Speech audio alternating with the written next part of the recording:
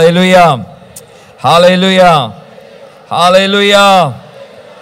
ನಾನು ಕಳೆದ ಭಾನುವಾರ ಮಾತನಾಡಿದಂಥ ಸಬ್ಜೆಕ್ಟ್ ಯಾರಿಗಾದ್ರೂ ನೆನಪಿದೆಯಾ?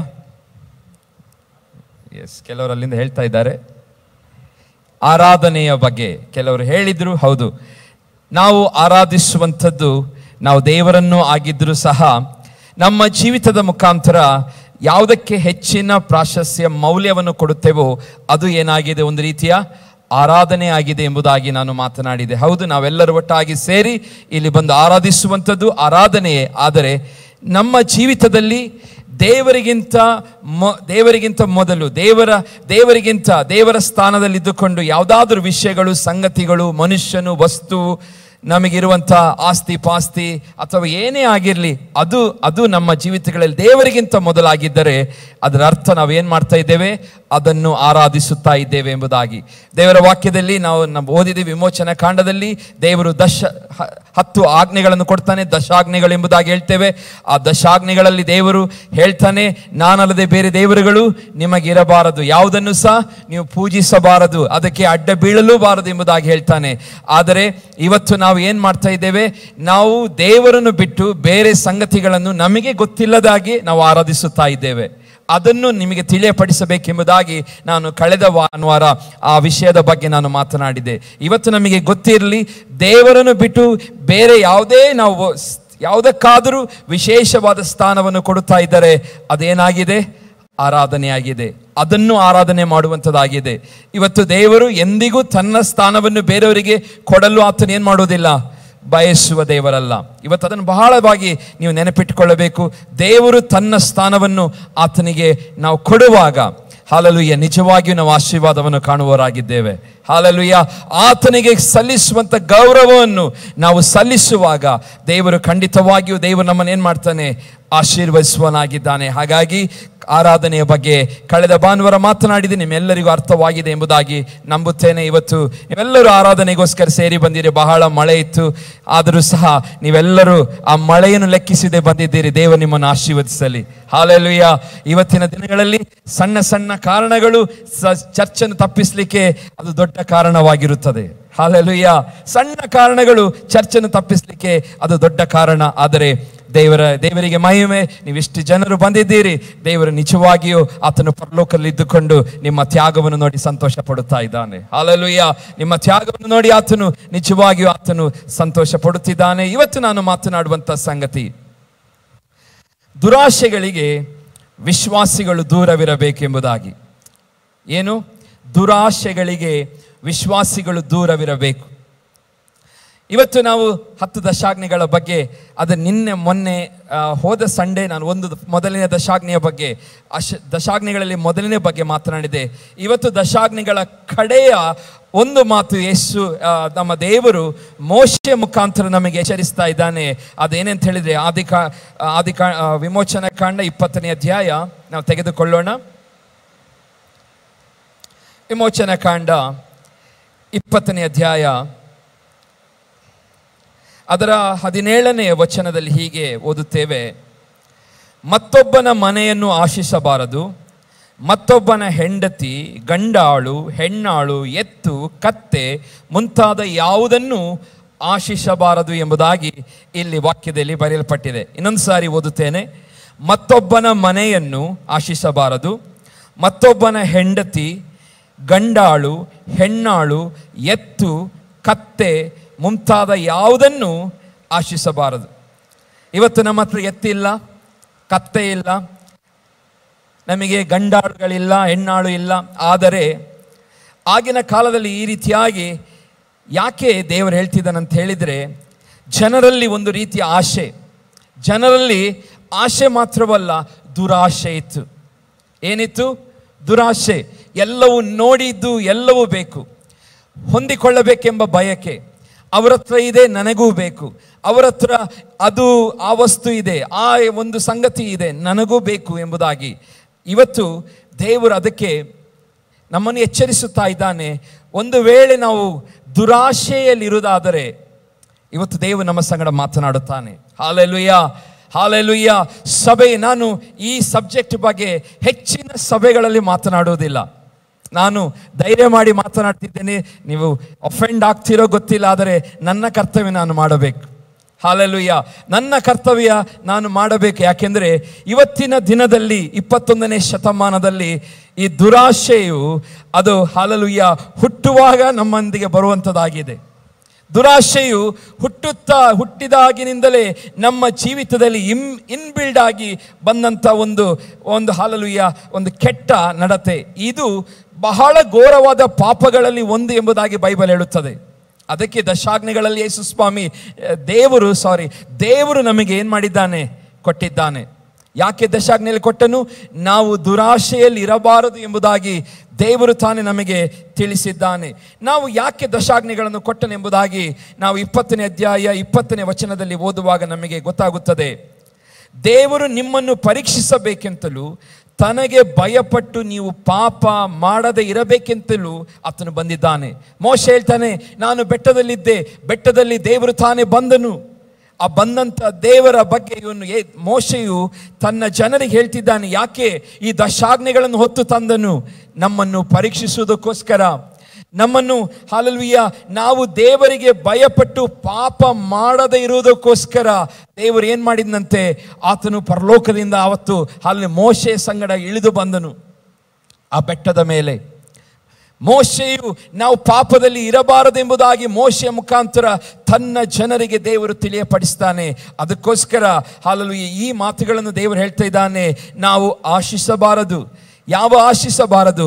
ಬರೀ ಆಶೆ ಮಾತ್ರವಲ್ಲ, ಅಲ್ಲಿ ಬೇರೆ ಕೊಟ್ಟಂತ ಸಂಗತಿಗಳು ನಾವು ಜನರಲ್ ಆಗಿ ನೋಡುವಾಗ ಇವತ್ತು ಹಾಲೆಲೂಯ ಅದು ದುರಾಶೆಯಾಗಿ ಅದು ಕಾಣುವಂಥದ್ದಾಗಿದೆ, ದುರಾಶೆಯನ್ನು ತೋರಿಸುವಂಥದ್ದಾಗಿದೆ. ಪ್ರಿಯರೇ, ಕೊಲೋಸ್ಯದಲ್ಲಿ ನಾವು ನೋಡುತ್ತೇವೆ.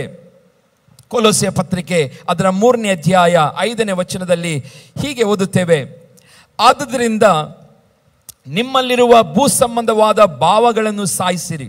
ಇಲ್ಲಿ ಪೌಲನು ಕೊಲೊಸ್ಸೆ ಸಭೆಗೆ ಹೇಳ್ತಿದ್ದಾನೆ, ಆದುದರಿಂದ ನಿಮ್ಮಲ್ಲಿರುವ ಭೂ ಸಂಬಂಧವಾದ ಭಾವವನ್ನು ಸಾಯಿಸಿರಿ. ಜಾರತ್ವ, ಬಂಡುತನ, ಕಾಮಾಭಿಲಾಷೆ, ದುರಾಶೆ, ವಿಗ್ರಹಾರಾಧನೆಗೆ ಸಮವಾಗಿರುವಂಥ ಲೋಭ, ಇವುಗಳನ್ನು ವಿಸರ್ಜಿಸಿ ಬಿಡಿರಿ. ಇವುಗಳ ನಿಮಿತ್ತ ದೇವರ ಕೋಪವು ಉಂಟಾಗುತ್ತದೆ. Hallelujah, hallelujah. ಏನನ್ನು ಮಾಡಬೇಕೆಂಬುದಾಗಿ ಹೇಳ್ತಾ ಇದ್ದಾನೆ. ಭೂ ಸಂಬಂಧವಾದಂಥ ಭಾವಗಳನ್ನು ಸಾಯಿಸಿರಿ. ಇವತ್ತು ಟ್ರೆಂಡ್ಗಳು ಬಹಳ ಚೇಂಜ್ ಆಗಿದೆ. ಇವತ್ತು ನಾವಿರುವಂಥ ವಿಶ್ವಾಸಿಗಳು, ಇವತ್ತು ನೀವು ಹೊಸದಾಗಿ ರಕ್ಷಣೆ ಹೊಂದಿದವರು ಕೆಲವರು ಇದ್ದೀರಿ. ಆದರೆ ಇದೇ ಒಂದು 25-30 ವರ್ಷಗಳ ಹಿಂದೆ ವಿಶ್ವಾಸಿಗಳು ಅವರು ನಡೆದುಕೊಳ್ಳುವಂಥ ರೀತಿ, ದೇವರಿಗೆ ತೋರಿಸುತ್ತಿರುವಂಥ ಭಯ ಭಕ್ತಿಗಳು ಅದು ಬಹಳವಾಗಿತ್ತು. ಇವತ್ತು ದಿನ ದಿನ ದಿನ ದಿನ ದೇವರ ಮೇಲೆ ಭಯ ಭಕ್ತಿ, ಆತನಿಗೆ ಸಲ್ಲಿಸಬೇಕಾದಂಥ ಗೌರವಗಳು ಬಹಳ ಕಡಿಮೆ ಆಗುತ್ತಾ ಇದೆ. ದೇವರನ್ನು ಪ್ರೀತಿಸುವ ಸ್ಟ್ಯಾಂಡರ್ಡ್ ಏನಾಗ್ತಾ ಇದೆ? ಕಡಿಮೆ ಆಗುತ್ತಾ ಇದೆ. ನಾನು ಸಣ್ಣನಿರುವಾಗ ನೆನಪಿದೆ, ಒಂದೊಂದು ಸಾರಿ ಪ್ರಾರ್ಥನೆ ಕೂಟಗಳು ಮೀಟಿಂಗ್ ಅಂತ ಹೇಳಿದರೆ ನಮ್ಮ ಪುಣ್ಯಗಂಕಲೆಲ್ಲ ಇಲ್ಲಿದ್ರು, ಅವಾಗ ಬರುತ್ತಾ ಇದ್ರು. ಇಲ್ಲಿ ಒಂದೊಂದು ವಾರಗಟ್ಟಲೆ 10 ದಿನ ಇಲ್ಲಿ ಒಂದು ಮೀಟಿಂಗ್ ಇಟ್ಟರೆ ಈ ಕಂಪೌಂಡೇ ಸಾಕಾಗದಷ್ಟು ಜನರು, ಹಾಲೆಲೂಯ, ಸಾಕಾಗದಷ್ಟು ಜನರು ಬಂದು ಸೇರಿ ದೇವರನ್ನು ಆರಾಧಿಸುತ್ತಾ ಇದ್ದರು. ಯಾಕೆ? ಅವರಲ್ಲೊಂದು ವಿಶೇಷವಾದ ದೇವರ ಮೇಲೆ ಭಯ ಭಕ್ತಿ ಅವರಲ್ಲಿತ್ತು. ಇವತ್ತಿನ ದಿನಗಳಲ್ಲಿ ಆ ಭಕ್ತಿಯನ್ನು ನಾವು ಕಾಣುತ್ತಾ ಇಲ್ಲ, ಆ ಭಯವನ್ನು ನಾವು ಕಾಣುತ್ತಾ ಇಲ್ಲ. ಪ್ರಿಯ ದೇವಚನ, ಅದಕ್ಕೆ ಪೌಲನು ಹೇಳ್ತಿದ್ದಾನೆ, ನಿಮ್ಮಲ್ಲಿರುವ ಭೂ ಸಂಬಂಧವಾದ ಭಾವವನ್ನು ಸಾಯಿಸಿರಿ. ಜಾರತ್ವ, ಬಂಡುತನ, ಕಾಮಾಭಿಲಾಷೆ, ದುರಾಶೆ, ವಿಗ್ರಹಾರಾಧನೆಗೆ ಸಮವಾಗಿರುವ ಲೋಭ, ಇವುಗಳನ್ನು ವಿಸರ್ಜಿಸಿ ಬಿಡಿರಿ. ಇವುಗಳ ನಿಮಿತ್ತ ಯಾರಿಗೆ ಕೋಪ? ದೇವರಿಗೆ ಕೋಪ. ಹಲ್ಲೆಲೂಯ. ನೇರವಾಗಿ ಪೌಲನು ಹೇಳ್ತಾ ಇದ್ದಾನೆ, ಈ ಸಂಗತಿಗಳನ್ನು ನೀವು ಮಾಡುತ್ತಾ ಇದ್ದರೆ ಆಟೋಮೆಟಿಕ್ ಆಗಿ ಏನನ್ನು ನೀವು ಹೊಂದಿಕೊಳ್ಳುವವರಾಗಿದ್ದೀರಿ? ದೇವರ ಕೋಪವನ್ನು ನಿಮ್ಮ ಮೇಲೆ ಬರಮಾಡಿಕೊಳ್ಳುವವರಾಗಿದ್ದೀರಿ. ದೇವರ ಹಲ್ಲೆಲೂಯ, ದೇವರ ಕೋಪದೊಂದಿಗೆ ಶಿಕ್ಷೆಯೂ ಬರುವಂಥದ್ದಾಗಿದೆ. ಶಿಕ್ಷೆಯ ಹಸ್ತವನ್ನು ನೀವು ಬರಮಾಡಿಕೊಳ್ಳುತ್ತೀರಿ ಎಂಬುದಾಗಿ ಪೌಲನು ಹೇಳುವನಾಗಿದ್ದಾನೆ. ಪ್ರಿಯರೇ, ಹೌದು. ಇವತ್ತು ಇನ್ನೊಂದು ಟ್ರಾನ್ಸ್ಲೇಷನ್ ಅದೇ ವಾಕ್ಯಗಳು ಹೀಗೆ ಹೇಳ್ತದೆ, ದುರಾಶೆ. ಹಾಗಾದರೆ ನಾವು ಏನು ಹೇಳೋಣ? ನಾವು ರೋಮ 7ನೇ ಅಧ್ಯಾಯ 7ನೇ ವಚನದಲ್ಲಿ ನಾವು ತೆರೆದುಕೊಳ್ಳೋಣ. ಅದೊಂದು ಈಸಿ ಟ್ರಾನ್ಸ್ಲೇಷನ್ ಅದು. ಅಲ್ಲಿ ಹೀಗೆ ಬರೆಯಲ್ಪಟ್ಟಿದೆ, ರೋಮ 7:7. ಹಾಗಾದರೆ ನಾವು ಏನು ಹೇಳೋಣ? ನಿಯಮವೇ ಪಾಪವಾಗಿದೆಯೋ? ಎಂದಿಗೂ ಇಲ್ಲ. ಆದರೂ ನಿಯಮವನ್ನು ಬಿಟ್ಟು ಬೇರಾವುದರ ಮೂಲಕವೂ ಪಾಪವೆಂದರೆ ಏನು ನನಗೆ ತಿಳಿದುಕೊಳ್ಳಲು ಸಾಧ್ಯವಿರಲಿಲ್ಲ. ನಿಯಮವು ದುರಾಶೆ ಪಡಬೇಡ, ನಿಯಮ ಹೇಳ್ತದೆ ದುರಾಶೆ ಪಡಬೇಡ ಎಂದು ಹೇಳುತ್ತದೆ.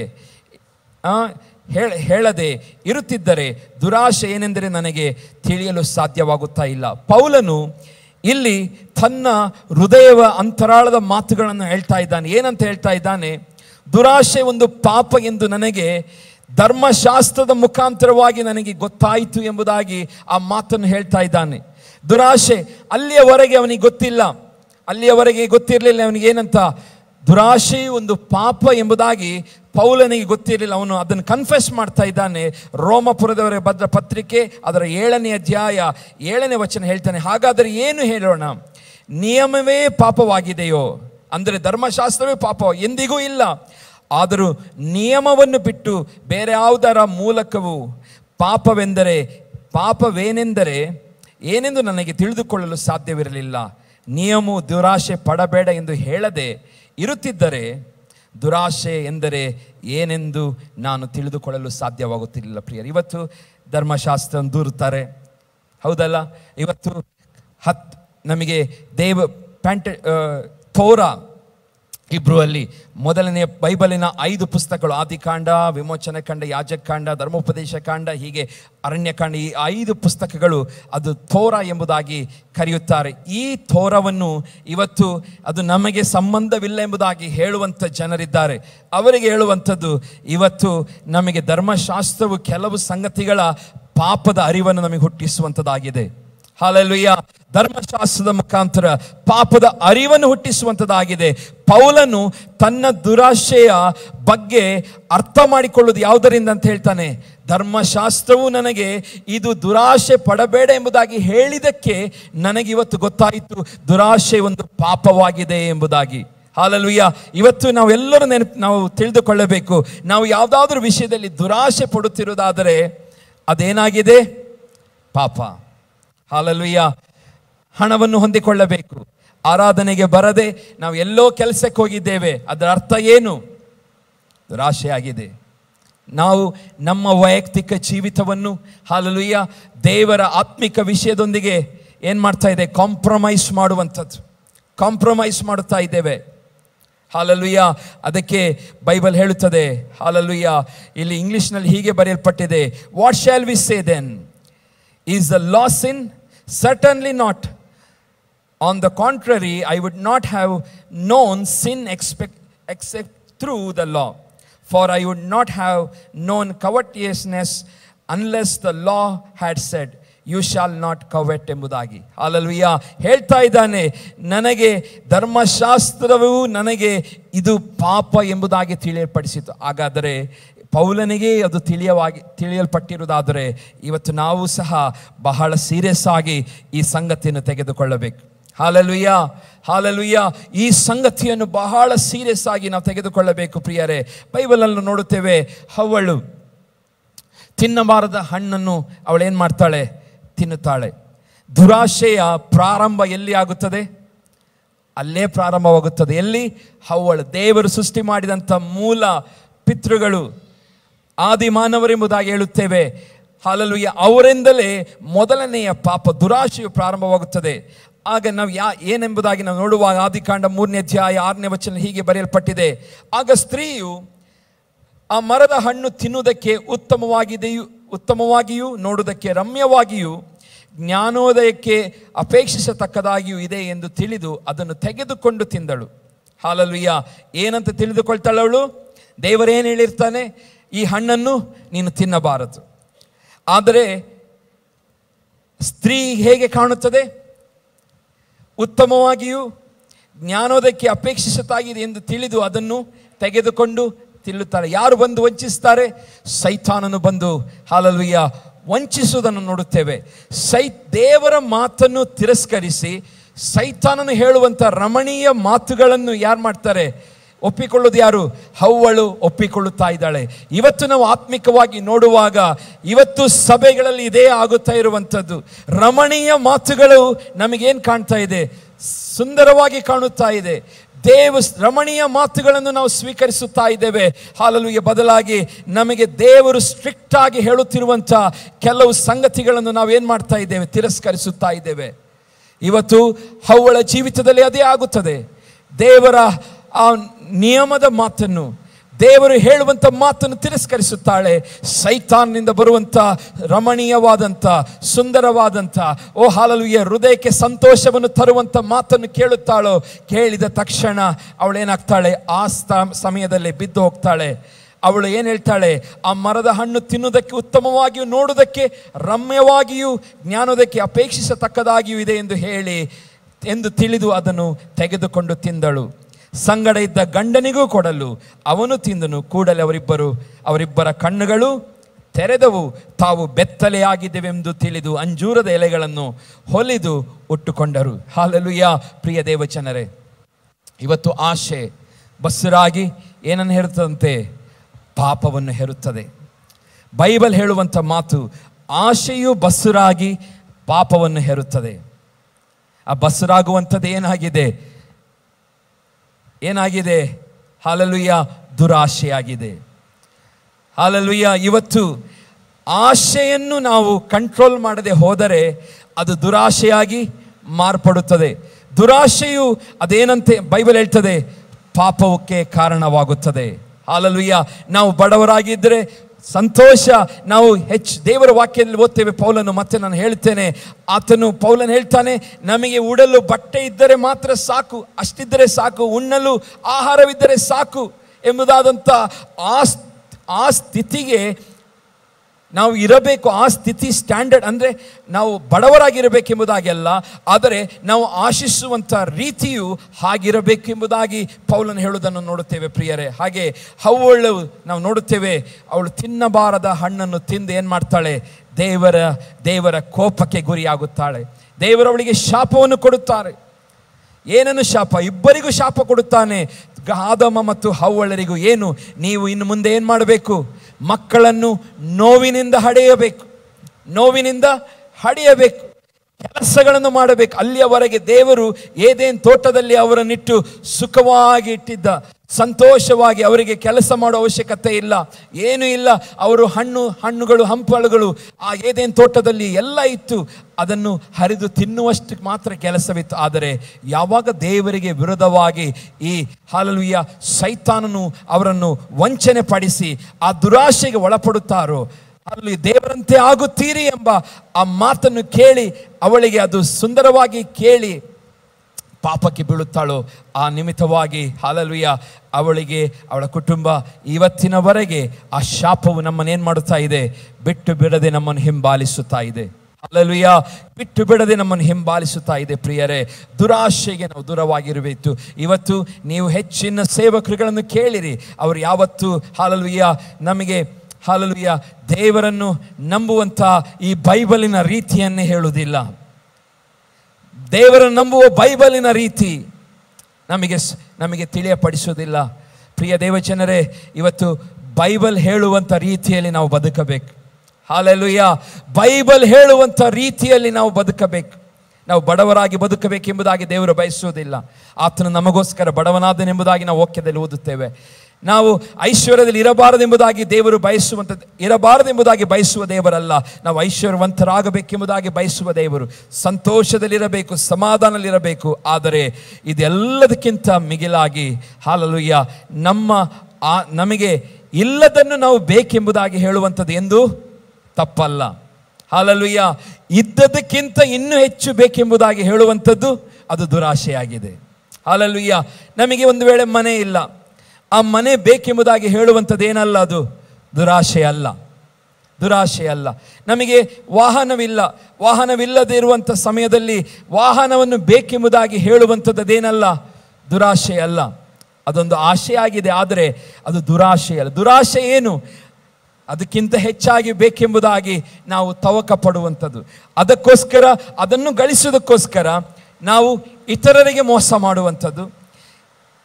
ನಾವು ವ್ಯವಹಾರಗಳನ್ನು ಮಾಡುತ್ತಾ ಇರ್ತೇವೆ, ಕೆಲಸ ಕಾರ್ಯಗಳನ್ನು ಮಾಡುತ್ತಾ ಇರ್ತೇವೆ. ನಮ್ಮ ಅಕೌಂಟನ್ನು ನಾವು ಸಲ್ಲಿಸುವಾಗ, ಹಣದ ಲೆಕ್ಕಾಚಾರಗಳನ್ನು ಹೇಳುವಾಗ ನಾವು ಕೊಡುವಂಥ ರಾಂಗ್ ಲೆಕ್ಕಾಚಾರವೇ ಏನಾಗಿದೆ? ಅದು ದುರಾಶೆಯಾಗಿದೆ, ದುರಾಶೆಯಾಗಿದೆ. ಇದರಿಂದ ನಾವು ಏನಾಗಿರಬೇಕು? ದೂರವಾಗಿರಬೇಕೆಂಬುದಾಗಿ ದೇವರು ಬಯಸುತ್ತಾನೆ. ಅದಕ್ಕೆ ಇಲ್ಲಿ ವಾಕ್ಯದಲ್ಲಿ ಓದ್ತೇವೆ, ನಾವು ಓದಿದ ಮೊದಲನೇ ವಚನ ಕೊಲೊಸ್ಸೆಯಲ್ಲಿ 3ನೇ ಅಧ್ಯಾಯ, ನಿಮ್ಮಲ್ಲಿರುವ ಭೂ ಸಂಬಂಧವಾದ ಭಾವವನ್ನು ಸಾಯಿಸಿರಿ. ಭೂ ಸಂಬಂಧವಾದ ಭಾವವನ್ನು ಸಾಯಿಸಿರಿ. ಇವತ್ತು ನಾವು ಸತ್ತಿದ್ದೇವ? ಭೂ ಸಂಬಂಧವಾದ ಭಾವಗಳಿಗೆ ನಾವು ನಿಜವಾಗಿಯೂ ಸತ್ತಿದ್ದೇವೆ ಎಂಬುದಾಗಿ ಪರೀಕ್ಷೆ ಮಾಡಬೇಕು. ಹಣ್ಣು ಹವ್ವಳ ಜೀವಿತದಲ್ಲಿ ಒಂದು ಪರೀಕ್ಷೆಯಾಗಿ ಅದು ಪರೀಕ್ಷೆಯನ್ನು ಸೂಚಿಸುವಂಥದ್ದಾಗಿದೆ. ಹಲ್ಲೆಲೂಯಾ. ಪರೀಕ್ಷೆಯಾಗಿ ಅವಳ ಮುಂದೆ ಇತ್ತು. ದೇವರು ಮನುಷ್ಯರೆಲ್ಲರಿಗೂ ಸಹ ಏನನ್ನು ಕೊಟ್ಟಿದ್ದಾನೆ? ಆಯ್ಕೆಯ ಸ್ವಾತಂತ್ರ್ಯವನ್ನು ಕೊಟ್ಟಿದ್ದಾನೆ. ಕೆಟ್ಟದನ್ನು ಆಯ್ಕೆ ಮಾಡುವಂಥದ್ದು ಅಥವಾ ಒಳ್ಳೆಯದನ್ನು ಆಯ್ಕೆ ಮಾಡುವ ಸ್ವಾತಂತ್ರ್ಯ ನಮ್ಮೆಲ್ಲರಿಗೂ ಕೊಟ್ಟಿದ್ದಾನೆ. ಆದರೆ ಹಣ್ಣಿನ ಮುಖಾಂತರ ಏನು ಮಾಡ್ತಾನೆ ಸೈತಾನನು? ಯಾರಿಗೆ? ಕುಯುಕ್ತಿಯನ್ನು ಹವ್ವಳಲ್ಲಿ ಪ್ರಾರಂಭಿಸುತ್ತಾನೆ, ಹಣ್ಣಿನ ಮುಖಾಂತರವಾಗಿ. ಇವತ್ತು ಅದೇ ಹಣ್ಣು ಇವತ್ತು ಬೇರೆ ಬೇರೆ ರೀತಿಯಲ್ಲಿ ಸೈತಾನನು ನಿಮ್ಮಲ್ಲಿ ಕುಯುಕ್ತಿಯನ್ನು ಮಾಡಲು ಸೈತಾನನಿಗೆ ಸಾಧ್ಯವಿದೆ. ಸೈತಾನನು ಆ ರೀತಿಯಾಗಿ ನಿಮ್ಮನ್ನು ವಿವಿಧ ರೀತಿಯಲ್ಲಿ ಹವ್ವಳಿಗೆ ಹಣ್ಣನ್ನು ತೋರಿಸಿ, ಹಣ್ಣುಗಳ ಮುಖಾಂತರ ಕುಯುಕ್ತಿಯನ್ನು, ತನ್ನ ವಂಚನೆಯನ್ನು ತೋರಿಸಿದನು. ಅದೇ ರೀತಿ ಇವತ್ತು ಬೇರೆ ಹಣ್ಣಿನಗಳ ಮುಖಾಂತರವಾಗಿ, ಬೇರೆ ಬೇರೆ ವಿಷಯಗಳ ಮುಖಾಂತರವಾಗಿ ನಿಮ್ಮನ್ನು ಒಂದು ವೇಳೆ ಆತನ ಕುಯುಕ್ತಿಗೆ ಒಳಪಡಿಸಬಹುದು. ಜಾಗ್ರತೆಯನ್ನು ಇರಬೇಕೆಂಬುದಾಗಿ ನಿಮಗೆ ನಾನು ಎಚ್ಚರಿಸುವನಾಗಿದ್ದೇನೆ ಪ್ರಿಯರೇ. ಹಲ್ಲೆಲೂಯಾ. ಈ ದುರಾಶೆ ಎಂಬುವಂಥದ್ದು ಬೈಬಲಲ್ಲಿ ಓದ್ತೇವೆ, 7 ಅತಿ ಘೋರವಾದ ಪಾಪಗಳಲ್ಲಿ ಏನಾಗಿದೆ? ಒಂದಾಗಿದೆ. 7 ಅತಿ ಘೋರವಾದ ಪಾಪಗಳಲ್ಲಿ ಒಂದಾಗಿದೆ. ಹಲ್ಲೆಲೂಯಾ. ಹೌದು, ದುರಾಶೆ ಎಂಬ ಕೆಟ್ಟ ಸಂಗತಿ ನಮ್ಮಿಂದ ಹೋದರೆ ಪ್ರಪಂಚವು ಬಹಳ ಸುಂದರವಾಗಿರುತ್ತದೆ ಅಂತ ಒಬ್ಬರು ಹೇಳ್ತಾರೆ. ದುರಾಶೆಯು ಇವತ್ತು ಮನುಷ್ಯನಲ್ಲಿ ಇರುವಂಥ ದುರಾಶೆ ಎಂಬ ಸಂಗತಿಯು ಅದು ಹೋದರೆ ಪ್ರಪಂಚ ಒಂದು ಸುಂದರವಾದ ಸ್ಥಳವಾಗುತ್ತದೆ ಎಂಬುದಾಗಿ. ಹಾಲಲ್ಲಿ ನೀವು ಒಪ್ಪುತ್ತೀರಾ? ಹಲ್ಲೆಲೂಯಾ. ಹಾಲಲ್ಲಿ ದುರಾಶೆ ನಮ್ಮಿಂದ ಹೋದರೆ ಇವತ್ತು ಯಾಕೆ ಕೊಲೆಗಳಾಗುತ್ತಾ ಇದೆ? ಇವತ್ತು ಯಾಕೆ ಕೆಟ್ಟತನವು, ಮೋಸ, ವಂಚನೆಗಳು ಆಗುತ್ತಾ ಇದೆ? ಇವತ್ತು ಯಾಕೆ ಅಕ್ರಮಗಳು ನಡೆಯುತ್ತಾ ಇದೆ? ಯಾಕೆ ಸರ್ಕಾರಗಳಲ್ಲಿ ಕೋಟಿಗಟ್ಟಲೆ ಹಣಗಳ ಹಗರಣವನ್ನು ನಾವು ಕೇಳುತ್ತಾ ಇದ್ದೇವೆ? ಯಾಕೆ ಅಂತ ಹೇಳಿದರೆ ದುರಾಶೆ ಇದಕ್ಕೆ ಕಾರಣ. ಹಲ್ಲೆಲೂಯಾ. ಇದಕ್ಕೆ ಕಾರಣವೇನು? ದುರಾಶೆಯಾಗಿದೆ.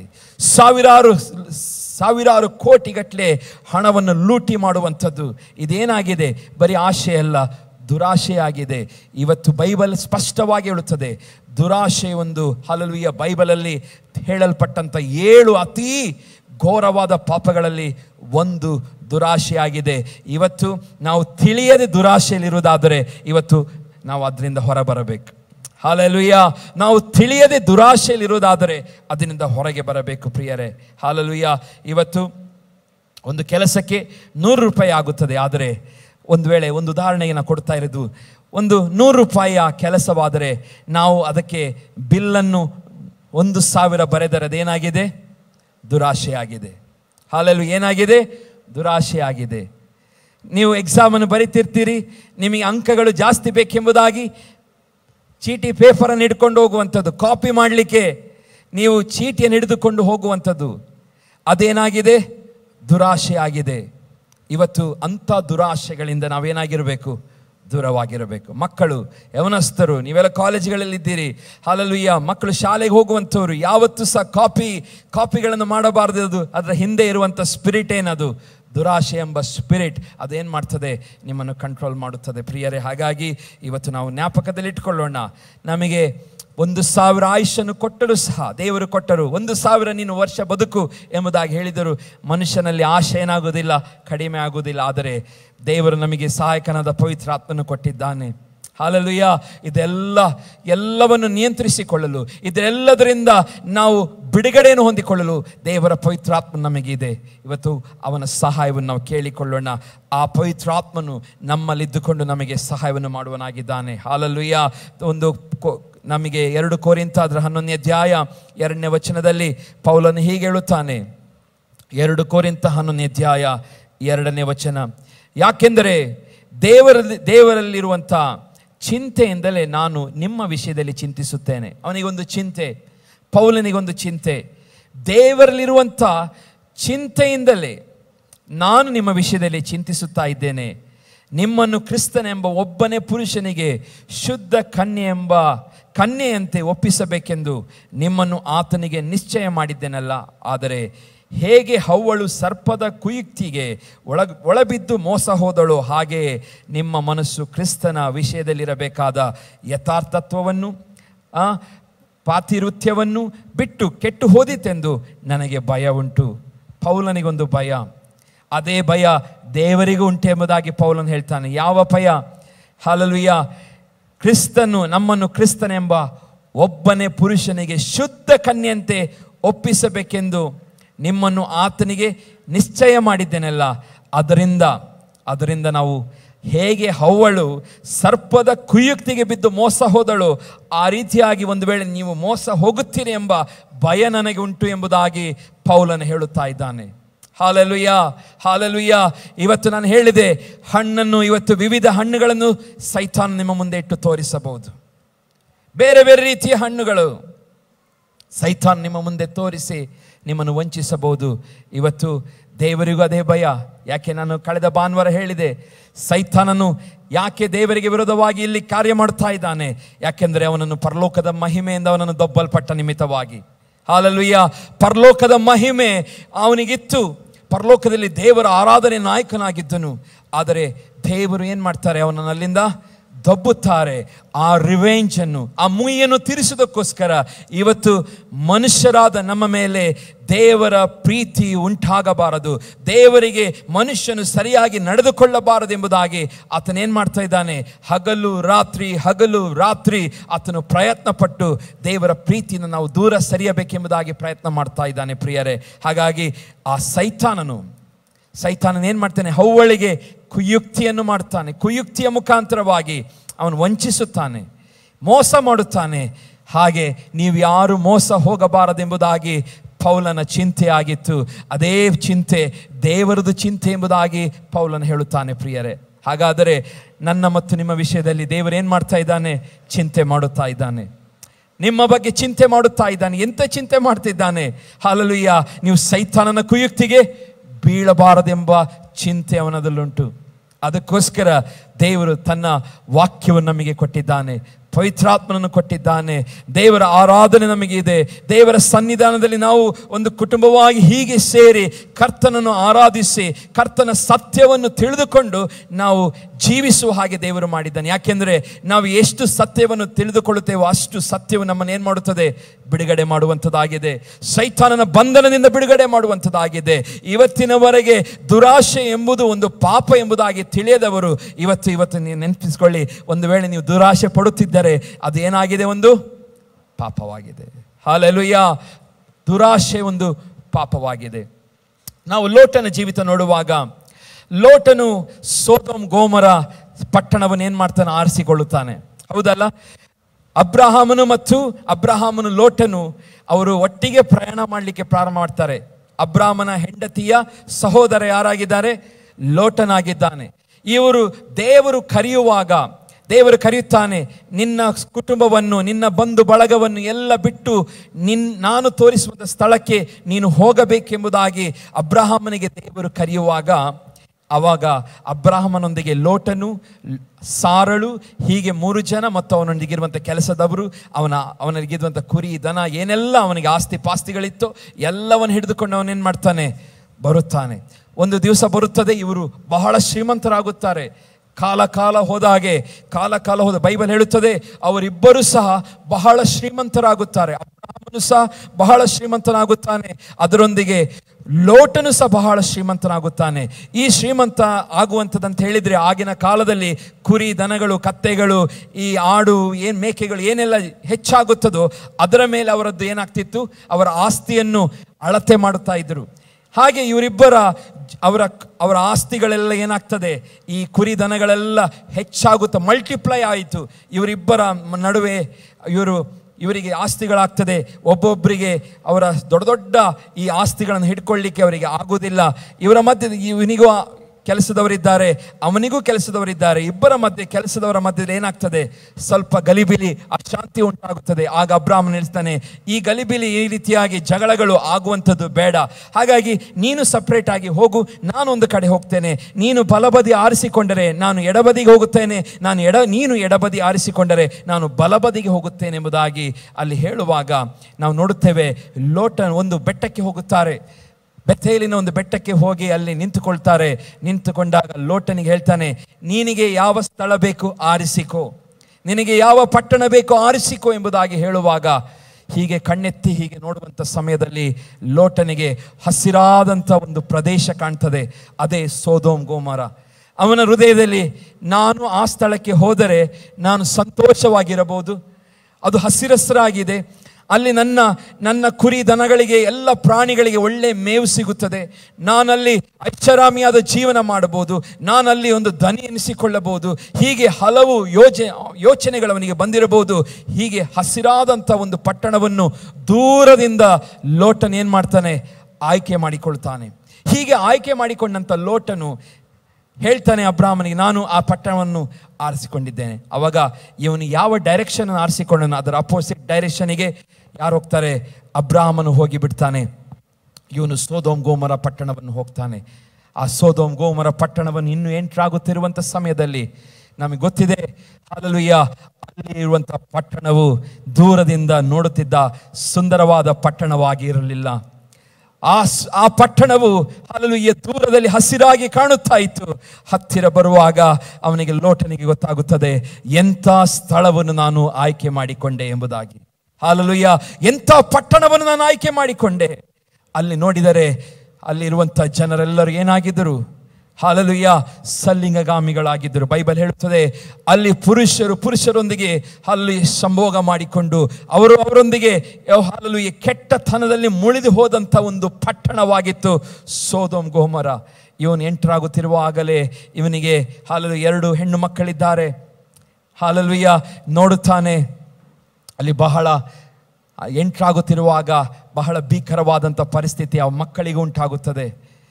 ಹೀಗೆ ಅವನ ಜೀವಿತ ಅಲ್ಲಿ ಎಂಟರ್ ಆದ ದಿನದಿಂದ ಅವನಿಗೆ ಏನಾಯಿತು, ಕಣ್ಣೀರು, ಯಾತನೆ, ದುಃಖವು ಉಂಟಾಗುತ್ತದೆ. ಹಲ್ಲೆಲೂಯಾ, ದುಃಖ ಉಂಟಾಗುತ್ತದೆ. ಅಬ್ರಹಾಮನು ಹಲ್ಲೆಲೂಯಾ ಸೊದೋಮ್ ಗೊಮೋರದ ಪಟ್ಟಣದ ವಿಷಯದಲ್ಲಿ ಆತನು ದೇವರಲ್ಲಿ ಪ್ರಾರ್ಥನೆ ಮಾಡುವುದನ್ನು ನಾವು ನೋಡುತ್ತೇವೆ. ದೇವರೇ ಈ ಪಟ್ಟಣವನ್ನು ರಕ್ಷಿಸಿ. ದೇವರಿಗೆ ಸಿಟ್ಟು ಬರುತ್ತದೆ. ಹಲ್ಲೆಲೂಯಾ, ನನ್ನ ಜನರು, ನನ್ನ ಕುಟುಂಬದವರು, ಅಂದರೆ ಅಬ್ರಹಾಮನ ಆ ಸಂತಾನದ ಜನರು ಅಲ್ಲಿ ಇರುವಾಗ ಇಂಥ ಕೆಟ್ಟತನವನ್ನು ಮಾಡುತ್ತಿರುವಂಥ ಈ ಜನರ ಮಧ್ಯದಲ್ಲಿ ಇವನಿದ್ದಾನಲ್ಲ, ಇವನನ್ನು ನಾಶ ಮಾಡುತ್ತೇನೆ, ಸೊದೋಮ್ ಗೊಮೋರ ಪಟ್ಟಣವನ್ನು ನಾನು ಸಂಪೂರ್ಣವಾಗಿ ನಾಶ ಮಾಡುತ್ತೇನೆ ಎಂಬುದಾಗಿ ತಿಳಿದು ದೇವರು ಏನು ಮಾಡ್ತಾನೆ, ನಾಶ ಮಾಡೋದಕ್ಕೋಸ್ಕರ ಆತನು ತಾನು ಡಿಸೈಡ್ ಮಾಡುತ್ತಾನೆ, ನಿರ್ಧಾರ ಮಾಡುತ್ತಾನೆ. ಪ್ರಿಯ ದೇವ ಜನರೇ, ನಾನು ಹೇಳುವಂಥ ವಿಷಯ, ಲೋಟನು ಹಲ್ಲೆಲೂಯಾ ಏನನ್ನು ನೋಡಿ ಹೋಗ್ತಾನೆ, ನಾಶವಾಗಬೇಕಾದಂಥ ಪಟ್ಟಣವನ್ನು ನೋಡಿ ಹೋಗ್ತಾನೆ. ನಾಶವಾಗುವಂಥ ಪಟ್ಟಣ ಯಾವಾಗಲೂ ಹಸಿರಸರಾಗಿ ಕಾಣುವಂಥದ್ದು. ಹಲ್ಲೆಲೂಯಾ, ನಾಶವಾಗಲಿಕ್ಕಿರುವಂಥ ಪಟ್ಟಣ ಯಾವಾಗಲೂ ಹಸಿರಸರಾಗಿ ಕಾಣುತ್ತದೆ. ಇವತ್ತು ಲಾಟ್ರಿಗಳಲ್ಲಿ ನಾವು ಬರೀ 10 ರೂಪಾಯಿ ಕೊಟ್ಟರೆ 1 ಕೋಟಿ ಗೆಲ್ಲುವಂಥ ಒಂದು ಆಫರ್ಗಳನ್ನು ಲಾಟ್ರಿಯಲ್ಲಿ ಕೊಡ್ತಾರೆ. ಅದೇ ರೀತಿ ಅವನ ಪರಿಸ್ಥಿತಿ ಆಯಿತು. ದೂರದಿಂದ ನೋಡಿದ, ಬಹಳ ಇಲ್ಲಿ ನನಗೆ ಹೋದರೆ ಬಹಳ ಸಂತೋಷವಾಗಿರಬಹುದು ಎಂಬುದಾಗಿ ಯೋಚನೆ ಮಾಡಿದ. ಈ ಅಬ್ರಾಹ್ಮನು ಹೋಗುತ್ತಿರುವಂಥ ಸ್ಥಳ ಅದು ಅವನಿಗೆ ಗೊತ್ತಿಲ್ಲ, ಅವನು ಕಷ್ಟಪಡಬಹುದು, ಆದರೆ ನಾನು ಮಾತ್ರ ಹೋಗುವಂಥ ಸ್ಥಳ ಒಳ್ಳೆಯದಾಗಿದೆ ಎಂಬುದಾಗಿ ಯೋಚನೆ ಮಾಡಿದ. ಪ್ರಿಯ ದೇವಜನರೇ, ಅಲ್ಲಿಗೆ ಹೋಗುವಾಗ ಪರಿಸ್ಥಿತಿಯೇ ಬೇರೆ ಆಯಿತು. ಇವತ್ತು ನಮಗೆ ಕಾಣುವಂಥ ಯಾವ ಹಸಿರು, ನಮಗೆ ಕಾಣುವಂಥ ಯಾವುದೇ ಸಮೃದ್ಧಿ, ಪುಷ್ಟಿಯಾದ ಜೀವನ, ಹಲ್ಲೆಲೂಯಾ, ಅದನ್ನು ನಾವು ನೋಡಿಕೊಂಡು ಹೋಗೋದು ಬೇಡ ಪ್ರಿಯರೇ. ಹಲ್ಲೆಲೂಯಾ, ಲೋಟನು ಸಮೃದ್ಧಿಯನ್ನು ಬಯಸಿಕೊಂಡು ಹೋದನು, ಹಸಿರನ್ನು ನೋಡಿ ಹೋದನು. ಆದರೆ ಅಲ್ಲಿ ಹತ್ತಿರ ಹೋದಾಗಲೇ ಗೊತ್ತಾಯಿತು, ಅದು ಡೇಂಜರ್ ಆದಂಥ ಸ್ಥಳ, ಅದು ನನ್ನ ವಾಸಕ್ಕೆ ಯೋಗ್ಯವಾಗಿರುವಂಥ ಸ್ಥಳವಲ್ಲ, ನನ್ನನ್ನು ಹಾಳು ಮಾಡುವಂಥ ಸ್ಥಳ ಇದು ಎಂಬುದಾಗಿ ಗೊತ್ತಾಯಿತು. ಇವತ್ತು ಪ್ರಿಯ ದೇವಜನರೇ, ದೇವ ಮಕ್ಕಳೇ, ನೀವು ಆಲಯಕ್ಕೆ ಬರುತ್ತಿರಬಹುದು. ಸೋಮವಾರದಿಂದ ಶನಿವಾರ ನೀವು ಎಲ್ಲಿ ಸಮಯವನ್ನು ಕಳೆಯುತ್ತಾ ಇದ್ದೀರಿ, ಅದು ಬಹಳ ಪ್ರಾಮುಖ್ಯವಾಗಿದೆ. ಸೋಮವಾರದಿಂದ ಶನಿವಾರ ನೀವು ಯಾವ ಸ್ಥಳದಲ್ಲಿ ಯಾರೊಂದಿಗೆ ಸಮಯವನ್ನು ಕಳೆಯುತ್ತಾ ಇದ್ದೀರಿ, ಬಹಳ ಪ್ರಾಮುಖ್ಯವಾಗಿದೆ. ನಿಮ್ಮನ್ನು ನೀವೇ ತಪ್ಪಿಸಿಕೊಳ್ಳಲಿಕ್ಕೆ ಅವಕಾಶವಿರುವಾಗ ತಪ್ಪಿಸಿಕೊಳ್ಳಿರಿ. ಪ್ರಿಯ ದೇವಜನರೇ, ಇವತ್ತು ಹಲ್ಲೆಲೂಯಾ ದುರಾಶೆ, ಅವನಿಗೆ ಒಂದು ಆಶೆ, ದುರಾಶೆ ಎಂಬುದಾಗಿ ಹೇಳಿದರೆ ತಪ್ಪಾಗುವುದಿಲ್ಲ. ಆತನು ಏನನ್ನು ಆರಿಸಿಕೊಂಡನು, ಸಮೃದ್ಧಿಯನ್ನು ಆಶಿಸಿಕೊಂಡನು. ಆದರೆ ಆ ಸಮೃದ್ಧಿ ಅವನನ್ನು ನಾಶನಕ್ಕೆ ಒಳಪಡಿಸಿತು. ಹಾಲೆಲೂಯ. ದೇವರು ನಾಶ ಮಾಡುತ್ತೇನೆ ಎಂಬುದಾಗಿ ಹೇಳ್ತಾನೆ. ಹಾಲೆಲೂಯ. ದೇವರು ಬೆಂಕಿಯನ್ನು ಕಳಿಸ್ತಾನೆ. ಹಾಲೆಲೂಯ. ಗಂಧಕದ ಆ ಮಳೆಯನ್ನು ಅದರ ಮೇಲೆ ಸುರಿಸಿದನೆಂಬುದಾಗಿ ದೇವರು ವಾಕ್ಯ ಓದುತ್ತೇವೆ. ಹೀಗೆ ಬೆಂಕಿಯ ಕಲ್ಲುಗಳು, ಉಂಡೆಗಳು ಆಕಾಶದಿಂದ ಇಳಿದು ಬೀಳ್ತದೆ. ಹೀಗೆ ಆ ಸ್ಥಳವನ್ನು ಸುಟ್ಟು ಹಾಕುತ್ತದೆ.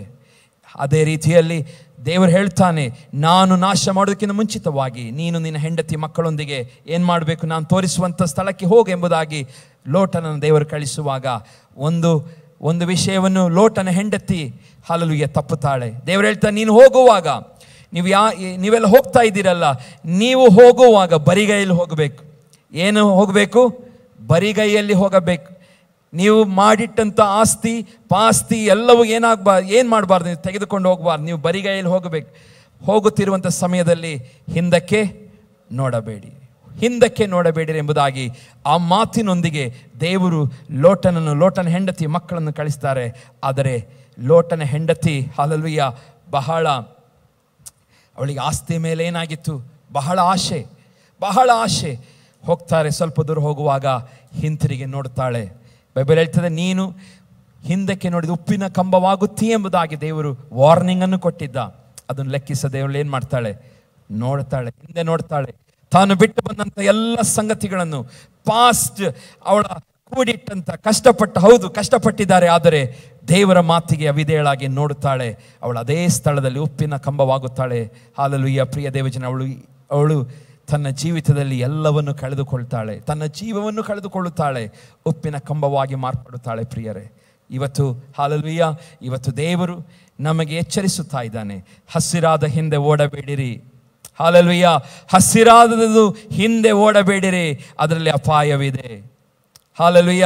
ಸಭೆಗೆ ನಾನು ಎಚ್ಚರಿಸುವಂಥ ಮಾತು, ಇವತ್ತು ಸಭೆ ಆದಿ ಅಪೊಸ್ತಲ ಕಾಲದ ಇದಕ್ಕೆ ಬರಬೇಕು. ಆ ಪರಿಸ್ಥಿತಿ ಅಂದರೆ ಆ ದೇವರ ಮೇಲೆ ದಾಹ, ಆ ದೇವರ ಮೇಲಿರುವಂಥ ಪ್ರೀತಿ ಆದಿ ಅಪೊಸ್ತಲ ಕಾಲದಲ್ಲಿದ್ದ ಹಾಗೆ ಬರಬೇಕು. ಇವತ್ತು ಅದನ್ನು ನಾವು ಕಳೆದುಕೊಂಡಿದ್ದೇವೆ. ಯಾಕೆಂದರೆ ಇವತ್ತು ಫ್ಯಾನ್ಸಿ ಆಗಿದೆ.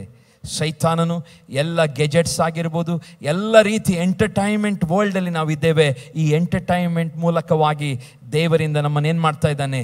ದಿನ ದಿನ ದಿನ ದಿನ ನಮ್ಮನ್ನು ದೂರ ತಳ್ಳುತ್ತಾ ಇದ್ದಾನೆ. ಪ್ರಿಯರೇ, ಇವತ್ತು ಲೋಟನಿಂದ ನಾವು ಕಲಿಯಬೇಕು.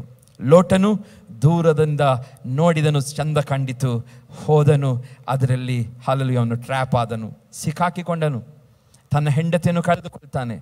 ತನ್ನ ಜೀವಿತದ ಎಲ್ಲ ಆಸ್ತಿಯನ್ನು ಸಹ ಏನಾಗ್ತಾನೆ? ಎಲ್ಲ ಆಸ್ತಿ ಕಳೆದುಕೊಂಡು ಶೂನ್ಯಕ್ಕೆ ಬರುತ್ತಾನೆ, ಝೀರೋ ಆಗುತ್ತಾನೆ. ಹಾಗಾಗಿ ಹಸಿರಾಗಿ ಕಾಣುವಂಥದ್ದು ಹಿಂದೆ ಓಡಬೇಡಿರಿ. ದೇವರು ತೋರಿಸುವಂಥ ಮಾರ್ಗವನ್ನು ಹಿಡಿಯಿರಿ. ಅದು ನಿಮ್ಮನ್ನು ಆಶೀರ್ವಾದಕ್ಕೆ ನಡೆಸುವಂಥದ್ದಾಗಿದೆ. ಹಾಗೆ ಇನ್ನೊಂದು ಉದಾಹರಣೆ, ಯಾಕೋಬ ಮತ್ತು ಅವನ ತಂದೆಯ ಆಶೀರ್ವಾದ ಬಗ್ಗೆ ನೋಡುತ್ತೇವೆ.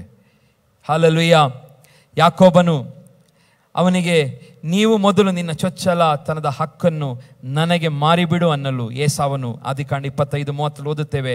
ಆಗಲಿ ನನ್ನಂಥ ಸಾಯುವವನಿಗೆ ಚೊಚ್ಚಲತನದಿಂದ ಪ್ರಯೋಜನವೇನು ಅಂದನು. ಇಲ್ಲಿ ನಾವು ನೋಡುತ್ತೇವೆ, ಯಾಕೋಬನು ಮತ್ತು ಏಸಾವನು ಆ ಅಣ್ಣ ತಮ್ಮಂದಿರಲ್ಲಿ ದೊಡ್ಡವನಾಗಿರುತ್ತಾನೆ. ಯಾಕೋಬನು ಎರಡನೇವನಾಗಿರುತ್ತಾನೆ. ನಿಜವಾಗಿಯೂ ಯಾಕೋಬನಿಂದ ಆಶೀರ್ವಾದ, ಏಸಾವನಿಂದ ಆಶೀರ್ವಾದ ಯಾರಿಗೆ ಇಸಾಕನಿಂದ ಆಶೀರ್ವಾದ ಏಸಾವನಿಗೆ ಸಿಗಬೇಕಾಗಿತ್ತು. ಯಾರಿಗೆ ಸಿಗಬೇಕಾಗಿತ್ತು? ಏಸಾವನಿಗೆ ಸಿಗಬೇಕಾಗಿತ್ತು. ಆದರೆ ಮೋಸದಿಂದ ಯಾಕೋಬನು ಏನು ಮಾಡ್ತಾನೆ? ಆ ಚೊಚ್ಚಲತನವನ್ನು ಆತನು ತೆಗೆದುಕೊಳ್ಳುತ್ತಾನೆ. ಚೊಚ್ಚಲತನ, ಆಗಿನ ಕಾಲದಲ್ಲಿ ಚೊಚ್ಚಲತನದ ಹಕ್ಕು ಬಹಳ ಬಹಳ ಬೆಲೆ ಉಳ್ಳಂಥದ್ದು. ಒಬ್ಬ ಮನೆಯ ಹಿರಿಯ ಒಬ್ಬ ಮಗನಿದ್ದರೆ ಅವನಿಗೆ ತಂದೆಯ ಸಂಪೂರ್ಣವಾದ ಚೊಚ್ಚಲತನ ಹಕ್ಕು ಕೊಡಲ್ಪಡುತ್ತಾ ಇತ್ತು. ತಂದೆಯ ಆಶೀರ್ವಾದ ಪರಿಪೂರ್ಣ ಅವನಿಗೆ ಸಿಗುತ್ತಿತ್ತು. ಅವನಿಂದಲೇ ಮುಂದಿನ ಜನರೇಷನ್ಗಳು, ಅದು ಅವನ ತಲೆಮಾರುಗಳನ್ನು ಹೊಂದಿಕೊಳ್ಳುವಂಥದ್ದು ಅವನಿಗೆ ಸಿಗುತ್ತಾ ಇತ್ತು. ಆದರೆ ಇಲ್ಲಿ ಏನು ಮಾಡ್ತಾನೆ ಯಾಕೋಬನು? ಅವನ ಹೆಸರೇ ಡಿಸೀವರ್ ಎಂಬುದಾಗಿ. ಅವನ ಡಿಸೀವರ್ ಆದಂಥ ಯಾಕೋಬನು ಏನು ಮಾಡ್ತಾನೆ? ತನ್ನ ಅಣ್ಣನ ಆಶೀರ್ವಾದವನ್ನು ಅವನು ಕಾಡಿಗೆ ಎಲ್ಲೋ ಬೇಟೆಯಾಡಲಿಕ್ಕೆ ಹೋದಂಥ ಸಮಯದಲ್ಲಿ ತಾಯಿಯ ಸಹಾಯದೊಂದಿಗೆ ಯಾಕೋಬನು ಚೊಚ್ಚಲತನದ ಹಕ್ಕನ್ನು ಹೊಂದಿಕೊಳ್ಳುತ್ತಾನೆ. ಯಾಕೋಬನು ಹೀಗೆ ಹಾಲೆಲೂಯ ನಾವು ನೋಡುವಂಥದ್ದು. ಅವನು ಆಶೀರ್ವಿಸಲ್ಪಡುತ್ತಾನೆ. ಯಾವ ಆಶೀರ್ವಾದ ಹೊಂದಿಕೊಂಡನವನು? ದುರಾಶೆಗೆ ಬೀಳ್ತಾನೆ. ಯಾವ ದುರಾಶೆ? ಅದ ನಂತರ ಯಾಕೋಬನ ಜೀವಿತದಲ್ಲಿ ಅವನ ಮದುವೆ ವಿಷಯವೆಲ್ಲ ನಾವು ನೋಡುವಾಗ ಎಷ್ಟು ಕಠಿಣವಾದಂಥ ನೋವುಗಳನ್ನು ಅನುಭವಿಸುತ್ತಾನೆ. ಹಾಲೆಲೂಯಾ. ಒಂದು ತಪ್ಪು, ಹಾಲೆಲೂಯಾ, ಆತನ ಜೀವಿತದಲ್ಲಿ ನೋವುಗಳ ಮೇಲೆ ನೋವನ್ನು ಹೊಂದುವ ಹಾಗೆ ಆಗುತ್ತದೆ ಪ್ರಿಯರೇ. ಹಾಗಾಗಿ ದುರಾಶೆ ನಮ್ಮಲ್ಲಿ ಬೇಡ. ನಮ್ಮಲ್ಲಿ ದುರಾಶೆ ಇದ್ದರೆ ಇವತ್ತೇ ಬಿಟ್ಟು ಬಿಡೋಣ. ಹಾಲೆಲೂಯಾ. ನಮಗೆ ಇನ್ನೊಂದು ಉದಾಹರಣೆ, ನಾವು ಗೆಹಜಿಯ ಬಗ್ಗೆ ನಾವು ಓದುತ್ತೇವೆ. ಗೆಹಜಿ, ಎಲಿಷನ ಸೇವಕನಾದ ಗೆಹಜಿ, ಅವನು 2 ಅರಸುಗಳ ಪುಸ್ತಕ 5ನೇ ಅಧ್ಯಾಯ 20ನೇ ವಚನದಲ್ಲಿ ಓದುತ್ತೇವೆ. ಇಲ್ಲಿ ನಾವು ದೊಡ್ಡ ವಾಕ್ಯ ಭಾಗವಿದೆ, ನಾನು ನಮಗೆ ಎಕ್ಸ್ಪ್ಲೇನ್ ಮಾಡುತ್ತೇನೆ. ನಮಗೆ ಗೊತ್ತಿದೆ, ಎಲಿಷನು ನಾಮಾನನೆಂಬ ಒಬ್ಬ ವ್ಯಕ್ತಿ, ಅವನು ಒಬ್ಬ ಆಫೀಸರ್ ಆಗಿದ್ದ. ನಾಮಾನೆಂಬ ವ್ಯಕ್ತಿ ಅವನು ಆಫೀಸರ್ ಆಗಿದ್ದ. ಅವನಿಗೆ ಕುಷ್ಠರೋಗ ಬಂದಿರುತ್ತದೆ. ಕುಷ್ಠರೋಗ ಬಂದಿರುವಾಗ ಈ ಫಿಲಿಪಿಯನಾದಂಥ ಏನು ನಾಮಾನನು, ಅವನು ಇಸ್ರಾಯೇಲ್ ಮೇಲೆ ಯುದ್ಧಕ್ಕೆ ಹೋಗಿ ಸೋಲಿಸಿ ಅವರಲ್ಲಿ ಆ ಪಾಳ್ಯದಲ್ಲಿದ್ದಂಥ ಒಂದು ಹುಡುಗಿಯನ್ನು ಏನು ಮಾಡ್ತಾನೆ, ಅವರು ಒಂದು ಕೆಲಸಕ್ಕೋಸ್ಕರ ಒಂದು ಮನೆ ಕೆಲಸಕ್ಕೋಸ್ಕರ ಆ ಹುಡುಗಿಯನ್ನು ಕರೆದುಕೊಂಡು ಅವರ ಮನೆಗೆ ಹೋಗಿರ್ತಾರೆ. ಹೀಗೆ ಮನೆಗೆ ಹೋದಂಥ ಸಮಯದಲ್ಲಿ ಇವನಿಗೆ ಕುಷ್ಠರೋಗ ಬಂದಿದೆ ನಾಮಾನಿಗೆ. ಆ ಹುಡುಗಿಗೆ ಗೊತ್ತು, ಒಬ್ಬ ಎಲಿಷ ಎಂಬ ಪ್ರವಾದಿ ಇದ್ದಾನೆ, ಆ ಪ್ರವಾದಿ ಹತ್ರ ಪ್ರಾರ್ಥನೆ ಮಾಡಿಸಿಕೊಂಡರೆ, ಆ ಪ್ರವಾದಿ ಹತ್ರ ಹೋದರೆ ಇವನಿಗೆ ಗುಣವಾಗುತ್ತದೆ ಎಂಬುದಾಗಿ ಆ ಹುಡುಗಿಗೆ ಗೊತ್ತಿತ್ತು. ಏನಾಗ್ತದೆ, ಇವಳು ಅವಳ ಮನೆಗೆ ಕರ್ಕೊಂಡು ಹೋಗಿರ್ತಾರೆ. ಒಂದು ಸೆರೆಯಲ್ಲಿ ಸಿಕ್ಕಂಥ ಹುಡುಗಿಯನ್ನು ಕರೆದುಕೊಂಡು ಹೋಗಿರ್ತಾರೆ. ಅವರ ಮನೆಗೆ ಕೆಲಸದಾಗಿ ಇಟ್ಕೊಂಡಿರ್ತಾರೆ. ಒಬ್ಬ ಅಧಿಕಾರಿಯು ನಾಮಾನನಾಗಿರ್ತಾನೆ. ಈ ಹುಡುಗಿಯ ಮಾತನ್ನು ಕೇಳಿ ಅವರು ಒಪ್ಪಿಕೊಂಡು ನಾಮಾನ ಏನು ಮಾಡ್ತಾನೆ, ಎಲಿಷನನ್ನು ಹುಡುಕಿಕೊಂಡು ಬರುತ್ತಾರೆ. ಹುಡುಕಿಕೊಂಡು ಬಂದಾಗ ನಮಗೆ ಗೊತ್ತಾಗುತ್ತದೆ, ಎಲಿಷ ಪ್ರವಾದಿ ಹತ್ರ ಬಂದಾಗ ಇವರಿಗೆ ಎಲಿಷ ಪ್ರವಾದಿ ಹತ್ರ ಬಂದು ಇದೆಲ್ಲ ಕಷ್ಟವನ್ನು ಹೇಳಿಕೊಳ್ಳುವಾಗ ನಾಮಾನಿಗೆ ಹೇಳ್ತಾನೆ, ನೀನು 7 ಸಾರಿ ಯೋರ್ದಾನ್ ಹೊಳೆಗೆ ಹೋಗಿ ನೀನು ಮುಳುಗಿ ಹೇಳಬೇಕು, ಅವಾಗ ನಿನ್ನ ಏನಾಗ್ತದೆ, ದೇಹದಲ್ಲಿರುವಂಥ ಕುಷ್ಠರೋಗವು ಸಂಪೂರ್ಣವಾಗಿ ಗುಣವಾಗುತ್ತದೆ ಎಂಬುದಾಗಿ ಹೇಳುವಾಗ ನಾಮಾನನು ಅದೇ ರೀತಿಯಾಗಿ ಮಾಡುತ್ತಾನೆ. ಮಾಡಿದ ನಂತರ ಅವನಿಗೆ ಗುಣವಾಗುತ್ತದೆ. ಗುಣವಾದ ನಂತರದ ಎಪಿಸೋಡೇ ಇದು. ಈಗ ನಾಮಾನನು ಗುಣವಾಗಿದ್ದಾನೆ. ಆದರೆ ನಾಮಾನ ಸಂಗಡ ಯಾವಾಗಲೂ ಯಾರಿದ್ದರು? ಗೆಹಜಿ ಎಂಬ ಒಬ್ಬ ಆಳು ಅವನೊಂದಿಗಿದ್ದನು. ಈ ಗೆಹಜಿ ಎಂಬ ಆಳು ಅವನೇನು ಮಾಡ್ತಾನೆ ಅಂತ ಹೇಳಿದರೆ, ಎಲಿಷ ಗುಣಪಡಿಸ್ತಾನೆ. ಆದರೆ ಎಲಿಷನೊಂದಿಗಿದ್ದ ಆಳಲ್ಲ, ನಾಮಾನೊಂದಿಗಿದ್ದ ಆಳು. ಗೆಹಜಿ ಮತ್ತು ನಾಮಾನು ಯಾವಾಗಲೂ ಒಟ್ಟಿಗೆ ಇರ್ತಾ ಇದ್ರು. ಗುಣವಾದ ನಂತರ ಈ ನಾಮಾನನು ಎಲಿಷನಿಗೆ ಏನಾದರೂ ಕೃತಜ್ಞತೆಯಿಂದ ಏನಾದರೂ ಕೊಡಬೇಕಿತ್ತು, ಕಾಣಿಕೆಯನ್ನು ಏನಾದರೂ ಕೊಡಬೇಕಿತ್ತು. ಆದರೆ ಏನನ್ನು ಕೊಡದೆ ಏನು ಮಾಡ್ತಾನೆ, ನಾಮಾನನು ಹೋಗಿಬಿಡ್ತಾನೆ. ಅವಾಗ ನಾಮಾನನ ಎಲಿಷನೊಟ್ಟಿಗಿದ್ದಂಥವನು ಗೆಹಜಿಯನು, ಎಲಿಷನೊಟ್ಟಿಗಿದ್ದಂಥ ಸೇವಕನು ಗೆಹಜಿಯನು ಏನು ಮಾಡ್ತಾನೆ ಅಂತ ಹೇಳಿದರೆ, ಅವನು ಈ ಎಲಿಷನ ಹತ್ರ, ಎಲಿಷ ನನ್ನನ್ನು ಕಳಿಸಿದ್ದಾನೆ, ನಾಮನ ಹತ್ರ ಹೋಗ್ತಾನೆ. ಏನಂಥೇಳಿ, ನನಗೆ ಒಂದು ಸ್ವಲ್ಪ ಎಲಿಷನಿಗೆ ನಾಮನ ಏನೂ ಕೊಟ್ಟಿರಲಿಲ್ಲ, ಕಾಣಿಕೆ ಏನು ಕೊಟ್ಟಿರೋದ್ರ ನಿಮಿತ್ತವಾಗಿ ಗೆಹಜಿಯನ ಹತ್ರ ಹೋಗ್ತಾನೆ. ಗೆಹಜಿಯನ ಹತ್ರ ಹೋಗಿ ಗೆಹಜಿಯನು ನಾಮನ ಹತ್ರ ಹೋಗಿ, ನಾನು ಏನಾದರೂ ಮಾಡಿ, ಎಲಿಷನ ನನಗೆ ಕಳಿಸಿದ್ದಾನೆ, ನಾನು ಏನಾದರೂ ತಗೊಂಡು ಬರೋಣ, ಅದು ನನಗೆ ಆಗುತ್ತದೆ, ನಾನು ಸ್ವಂತ ಇದಕ್ಕೆ ವಿಷಯಗಳಿಗೋಸ್ಕರ ಉಪಯೋಗಿಸಿಕೊಳ್ಳುತ್ತೇನೆ, ಏನಾದರೂ ಅವನು ಕೊಡುವುದನ್ನು ಹಿಡ್ಕೊಂಡು ಬರ್ತೇನೆ ಎಂಬುದಾಗಿ ಆತನು ಯೋಚನೆ ಮಾಡಿ ಒಂದು ಕ್ರಿಕೆಟ್ ಪ್ಲ್ಯಾನನ್ನು ಮಾಡಿ ಅವನಿಂದ ಸ್ವಲ್ಪವಾದರೂ ಬಾಚಿಕೊಂಡು ಬರೋಣ ಎಂಬುದಾಗಿ ತಿಳಿದುಕೊಂಡು ನಾಮನ ಹತ್ರ ಇವನು ಓಡಿ ಹೋಗ್ತಾನೆ. ನಾವು ಅದನ್ನು 2 ಅರಸುಗಳ ಪುಸ್ತಕ 5ನೇ ಅಧ್ಯಾಯ 20ನೇ ವಚನ ಓದ್ತೇವೆ. ಅವನು ಹೇಳ್ತಾನೆ, ಯೆಹೋವನಾಣೆ, ನಾನು ಅವರ ಹಿಂದೆ ಓಡುತ್ತಾ ಹೋಗಿ ಅವನಿಗೆ ಸ್ವಲ್ಪವನ್ನಾದರೂ ಬಾಚಿಕೊಂಡು ಬರುವೆನು ಅಂದುಕೊಂಡು ಹೊರಡ್ತಾನೆ. ನಾಮಾನನು ತನ್ನ ಹಿಂದೆ ಓಡುತ್ತಾ ಬರುವ ಗೆಹಜಿಯನನ್ನು ಕಂಡು ರಥದಿಂದ ಇಳಿದು ಅವನನ್ನು ಎದುರುಗೊಂಡು ಕ್ಷೇಮವೋ ಎಂದು ಕೇಳಿದನು. ಅವನು ಕ್ಷೇಮ, ಎಫ್ರಾಯಿಂ ಪರ್ವತ ಪ್ರದೇಶದಿಂದ ಪ್ರವಾದಿ ಮಂಡಳಿಯವರಾದ ಒಬ್ಬರು ಯವನಸ್ಥರು ಬಂದಿರುತ್ತಾರೆ. ಆದ್ದರಿಂದ ಅವರಿಗೋಸ್ಕರ ಬೇಗನೆ 1 ತಲಾಂತು ಬೆಳ್ಳಿಯನ್ನು 2 ದುಸ್ತಿ ಬಟ್ಟೆಗಳನ್ನು ತೆಗೆದುಕೊಂಡು ಬರಬೇಕೆಂಬುದಾಗಿ ನನ್ನ ಯಜಮಾನರು ನಿನ್ನ ಬಳಿಗೆ ಕಳಿಸಿದನು ಎಂದು ಉತ್ತರ ಕೊಟ್ಟನು. ಇಲ್ಲಿ ಇವನು ಒಂದು ರೀತಿಯ ಯೋಚನೆ ಮಾಡ್ತಾನೆ. ಎಲಿಷನು ಹೇಗೂ ಹಣವನ್ನು ಕೇಳಲಿಲ್ಲ ಅಥವಾ ಯಾವ ವಿಷಯವನ್ನು ಕೇಳಲಿಲ್ಲ. ಈ ಒಂದು ಕಾರಣವನ್ನು ಹಿಡಿದುಕೊಂಡು ಹೋಗಿ ನಾನು ಆ ನಾಮಾನು, ಅವನ ಒಳ್ಳೆಯ ಉದ್ಯೋಗದಲ್ಲಿದ್ದಾನೆ, ಅವನು ಅಧಿಪತಿಯೂ ಆಗಿದ್ದಾನೆ, ಇವನ ಬಳಿಗೆ ಹೋದ ನನಗೇನಾದರೂ ಸಿಗುತ್ತದೆ ಎಂಬುದಾಗಿ ದುರಾಶೆಯೊಂದಿಗೆ ಅಲ್ಲಿ ಹೋಗುತ್ತಾನೆ. ಅಲ್ಲಿ ಹೋದಾಗ ನಾವು ನೋಡುತ್ತೇವೆ, ಅವತ್ತನ್ನು ಹೋಗಿ ನಾಮನ ಸಂಗಡ ಮಾತನಾಡುತ್ತಾನೆ. ನೀನೇನು ನಮ್ಮ ಪ್ರವಾದಿಗೆ ಏನು ಕೊಟ್ಟು ಹೋಗಲಿಲ್ಲ, ನಮ್ಮ ಗುರುವಾದಂಥ ಪ್ರವಾದಿ ಹಿರಿಯ ಪ್ರವಾದಿಗೆ ಎಲಿಷನಿಗೆ ಏನನ್ನು ಕೊಡಲಿಲ್ಲ ನೀನು ಎಂಬುದಾಗಿ ಹೇಳಿ ಇವನೇನು ಮಾಡ್ತಾನೆ, ಇವನು ಹೋಗಿ ಅಲ್ಲಿ ಕೇಳ್ತಾನೆ, ನಮಗೆ ಕೊಡು, ಒಬ್ಬರಿಗೆ ಕೊಡಲಿಕ್ಕಿದೆ, ಒಬ್ಬ ಯವನಸ್ಥನು ಪ್ರವಾದಿ ಮಂಡಳಿ ಒಬ್ಬ ಯವನಸ್ಥನಿದ್ದ, ಅವನಿಗೆ ಕೊಡಬೇಕೆಂಬುದಾಗಿ ಸುಳ್ಳುವನ್ನು ಹೇಳಿ ಇವನೇನು ಮಾಡ್ತಾನೆ, ಈ ರೀತಿಯಾಗಿ ಕೇಳುವಾಗ ಅವನು ಸಹ 2 ತಲಾಂತನ್ನು ತೆಗೆದುಕೊಂಡು ಇವನಿಗೆ ಕೊಡ್ತಾನೆ. ಅವನ ಕೆಲಸದವನಿಗೆ ಅವನ ಸೋಲ್ಜರ್ಸ್ ಒಂದಿಗೆ ಕೊಟ್ಟು ಕಳಿಸ್ತಾನೆ. ಇವನು ಹೋಗಿ ಆ ಸೋಲ್ಜರ್ಸ್ ಮುಟ್ಟುವಾಗ ಅವನ ಮನೆಯನ್ನು ಮುಟ್ಟುತ್ತಾನೆ. ಗೇಹಜಿಯನ ಮನೆ ಮುಟ್ಟಿ ಎಲ್ಲ ಸಾಮಾನುಗಳನ್ನು ತನ್ನಲ್ಲಿ ಇಟ್ಟುಕೊಂಡು ಬರುತ್ತಾನೆ. ಬಂದಾಗ ಎಲಿಷನಿಗೆ ಗೊತ್ತಾಗಿರುತ್ತದೆ, ಅವನು ಎಲಿಷನು ಪ್ರವಾದಿಯಾಗಿರುತ್ತಾನೆ. ಎಲ್ಲ ಗೇಹಜಿಯನ್ನು ಮಾಡಿದಂತೆ ಎಲ್ಲ ಸಂಗತಿಗಳು ಅವನಿಗೆ ಗೊತ್ತಾಗಿರುತ್ತದೆ.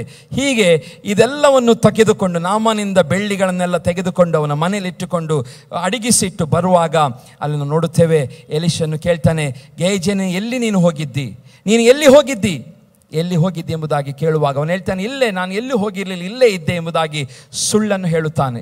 ಸುಳ್ಳನ್ನು ಹೇಳಿದಂಥ ನಂತರ ನಾವು ಓದುತ್ತೇವೆ, ಹಲ್ಲೆಲೂಯಾ, ಅವನು ಎಲಿಷನ್ ಹೇಳ್ತಾನೆ, ನನ್ನ ಜ್ಞಾನದ ದೃಷ್ಟಿಗೆ ಕಾಣಲಿಲ್ಲವೆಂದು ನೀನು ನೆನೆಸುತ್ತೀಯೋ, ದ್ರವ್ಯ, ಬಟ್ಟೆಗಳು, ಎಣ್ಣೆ, ಮರದ ತೋಪುಗಳು, ದ್ರಾಕ್ಷ ತೋಟಗಳು, ಕುರಿದನಗಳು, ದಾಸಿಯರು, ಜನ, ಇವುಗಳನ್ನು ಸಂಪಾದಿಸುವುದಕ್ಕೆ ಇದು ಸಮಯವೋ ಎಂಬುದಾಗಿ ಅವನು ಕೇಳ್ತಾನೆ.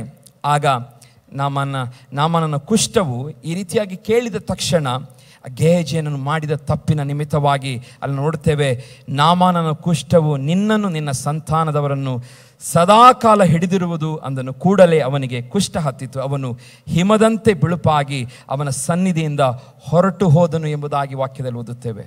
ಹಲ್ಲೆಲೂಯಾ. ಗೇಹಜಿಯನು ಏನು ಮಾಡ್ತಾನೆ? ಗೇಹಜಿಯನು ಹಲ್ಲೆಲೂಯಾ ತನ್ನ ಹೊಟ್ಟೆಗೋಸ್ಕರ ದೇವ ಸೇವಕರ ಹೆಸರನ್ನು ಹೇಳಿ ಆತನು ನಾಮಾನನ ಬಳಿಗೆ ಹೋಗುತ್ತಾನೆ. ಯಾವುದಕ್ಕೋಸ್ಕರ? ಸ್ವಲ್ಪವಾದರೂ ಏನಾದರೂ ಲಾಭವನ್ನು ಪಡೆದುಕೊಳ್ಳುವುದಕ್ಕೋಸ್ಕರ. ಹೀಗೆ ಹೋದಂಥ ಗೇಹಜಿಯನ ಜೀವಿತದಲ್ಲಿ ಏನಾಗುತ್ತದೆ? ನಾಮಾನನಿಗೆ ಯಾವ ಕುಷ್ಠವು ತಲುಪಿತು? ವಾಕ್ಯದಲ್ಲಿ ಓದುತ್ತೇವೆ, ನಾಮಾನನ ಕುಷ್ಠವು ಅವನ ಸಂತಾನಕ್ಕೂ ಅದು ಸದಾಕಾಲ ಹಿಡಿದಿರುವುದು ಎಂಬುದಾಗಿ ಹಲ್ಲೆಲೂಯಾ ಎಲಿಷನ್ ಹೇಳುತ್ತಾನೆ. ಎಲಿಷನ್ ಹೇಳಿದ ತಕ್ಷಣ ಅವನಿಗೇನಾಗ್ತದೆ? ಕುಷ್ಠವು ಹತ್ತುತ್ತದೆ. ಇಲ್ಲಿ ನೋಡಿ, ದುರಾಶೆಯ ಗೇಹಜಿಯನಿಗೆ ಯಾವ ರೋಗ ಬರ್ತದೆ? ಕುಷ್ಠರೋಗ ಬರುತ್ತದೆ. ಕುಷ್ಠರೋಗಕ್ಕೊಳಗಾಗುತ್ತಾನೆ. ಕುಷ್ಠರೋಗ ಒಳಗೆ ಆಗಿ ಅವನ ಹಲ್ಲೆಲೂಯಾ ಅಲ್ಲೇ ಅವನು ಹಿಮದಂತೆ ಬಿಳುಪಾಗಿ ಅವನ ಸನ್ನಿಧಿಯಿಂದ ಹೊರಟೋಗ, ಅಂದರೆ ಇಮಿಡಿಯೇಟ್ಲಿ ಅವನ ಮೈಯೆಲ್ಲ ಏನಾಗ್ತದೆ? ಬಿಳುಪಾಗುತ್ತದೆ ಎಂಬುದಾಗಿ. ಪ್ರಿಯ ದೇವಚನರು, ಇವತ್ತು ನಾವು ದುರಾಶೆಯಲ್ಲಿರುವುದಾದರೆ ಗೇಹಜಿಯನು ಒಂದು ಉತ್ತಮವಾದ ಉದಾಹರಣೆ. ನಮಗೆ ಗೊತ್ತಿಲ್ಲ ಇವತ್ತು ಹೇಗೆ, ನಮಗೆ ಯಾವ ರೀತಿಯಾದ ಒಂದು ವೇಳೆ ಕುಷ್ಠರೋಗ ಬರದೇ ಇರಬಹುದು, ಅಥವಾ ಬೇರೆ ರೀತಿಯಲ್ಲಿ ಹಲ್ಲೆಲೂಯಾ ನಮ್ಮ ಮೇಲೆ ನಾವು ಏನು ಮಾಡ್ಕೊಳ್ತೇವೆ? ತೊಂದರೆಯನ್ನು ತಂದು ಹಾಕಿಕೊಳ್ಳುತ್ತೇವೆ. ನಮ್ಮ ಮೇಲೆ ನಾವು ತೊಂದರೆಯನ್ನು ತಂದು ಹಾಕೊಳ್ತೇವೆ. ಯಾವುದ ನಿಮಿತ್ತವಾಗಿ? ದುರಾಶೆಯ ನಿಮಿತ್ತವಾಗಿ. ದುರಾಶೆ ನಮ್ಮಲ್ಲಿದ್ದರೆ ಪ್ರಿಯ ದೇವಚನರೇ, ಇವತ್ತು ನಾವು ಅದನ್ನು ತೆಗೆದು ಬಿಡೋಣ. ಹಲ್ಲೆಲೂಯಾ.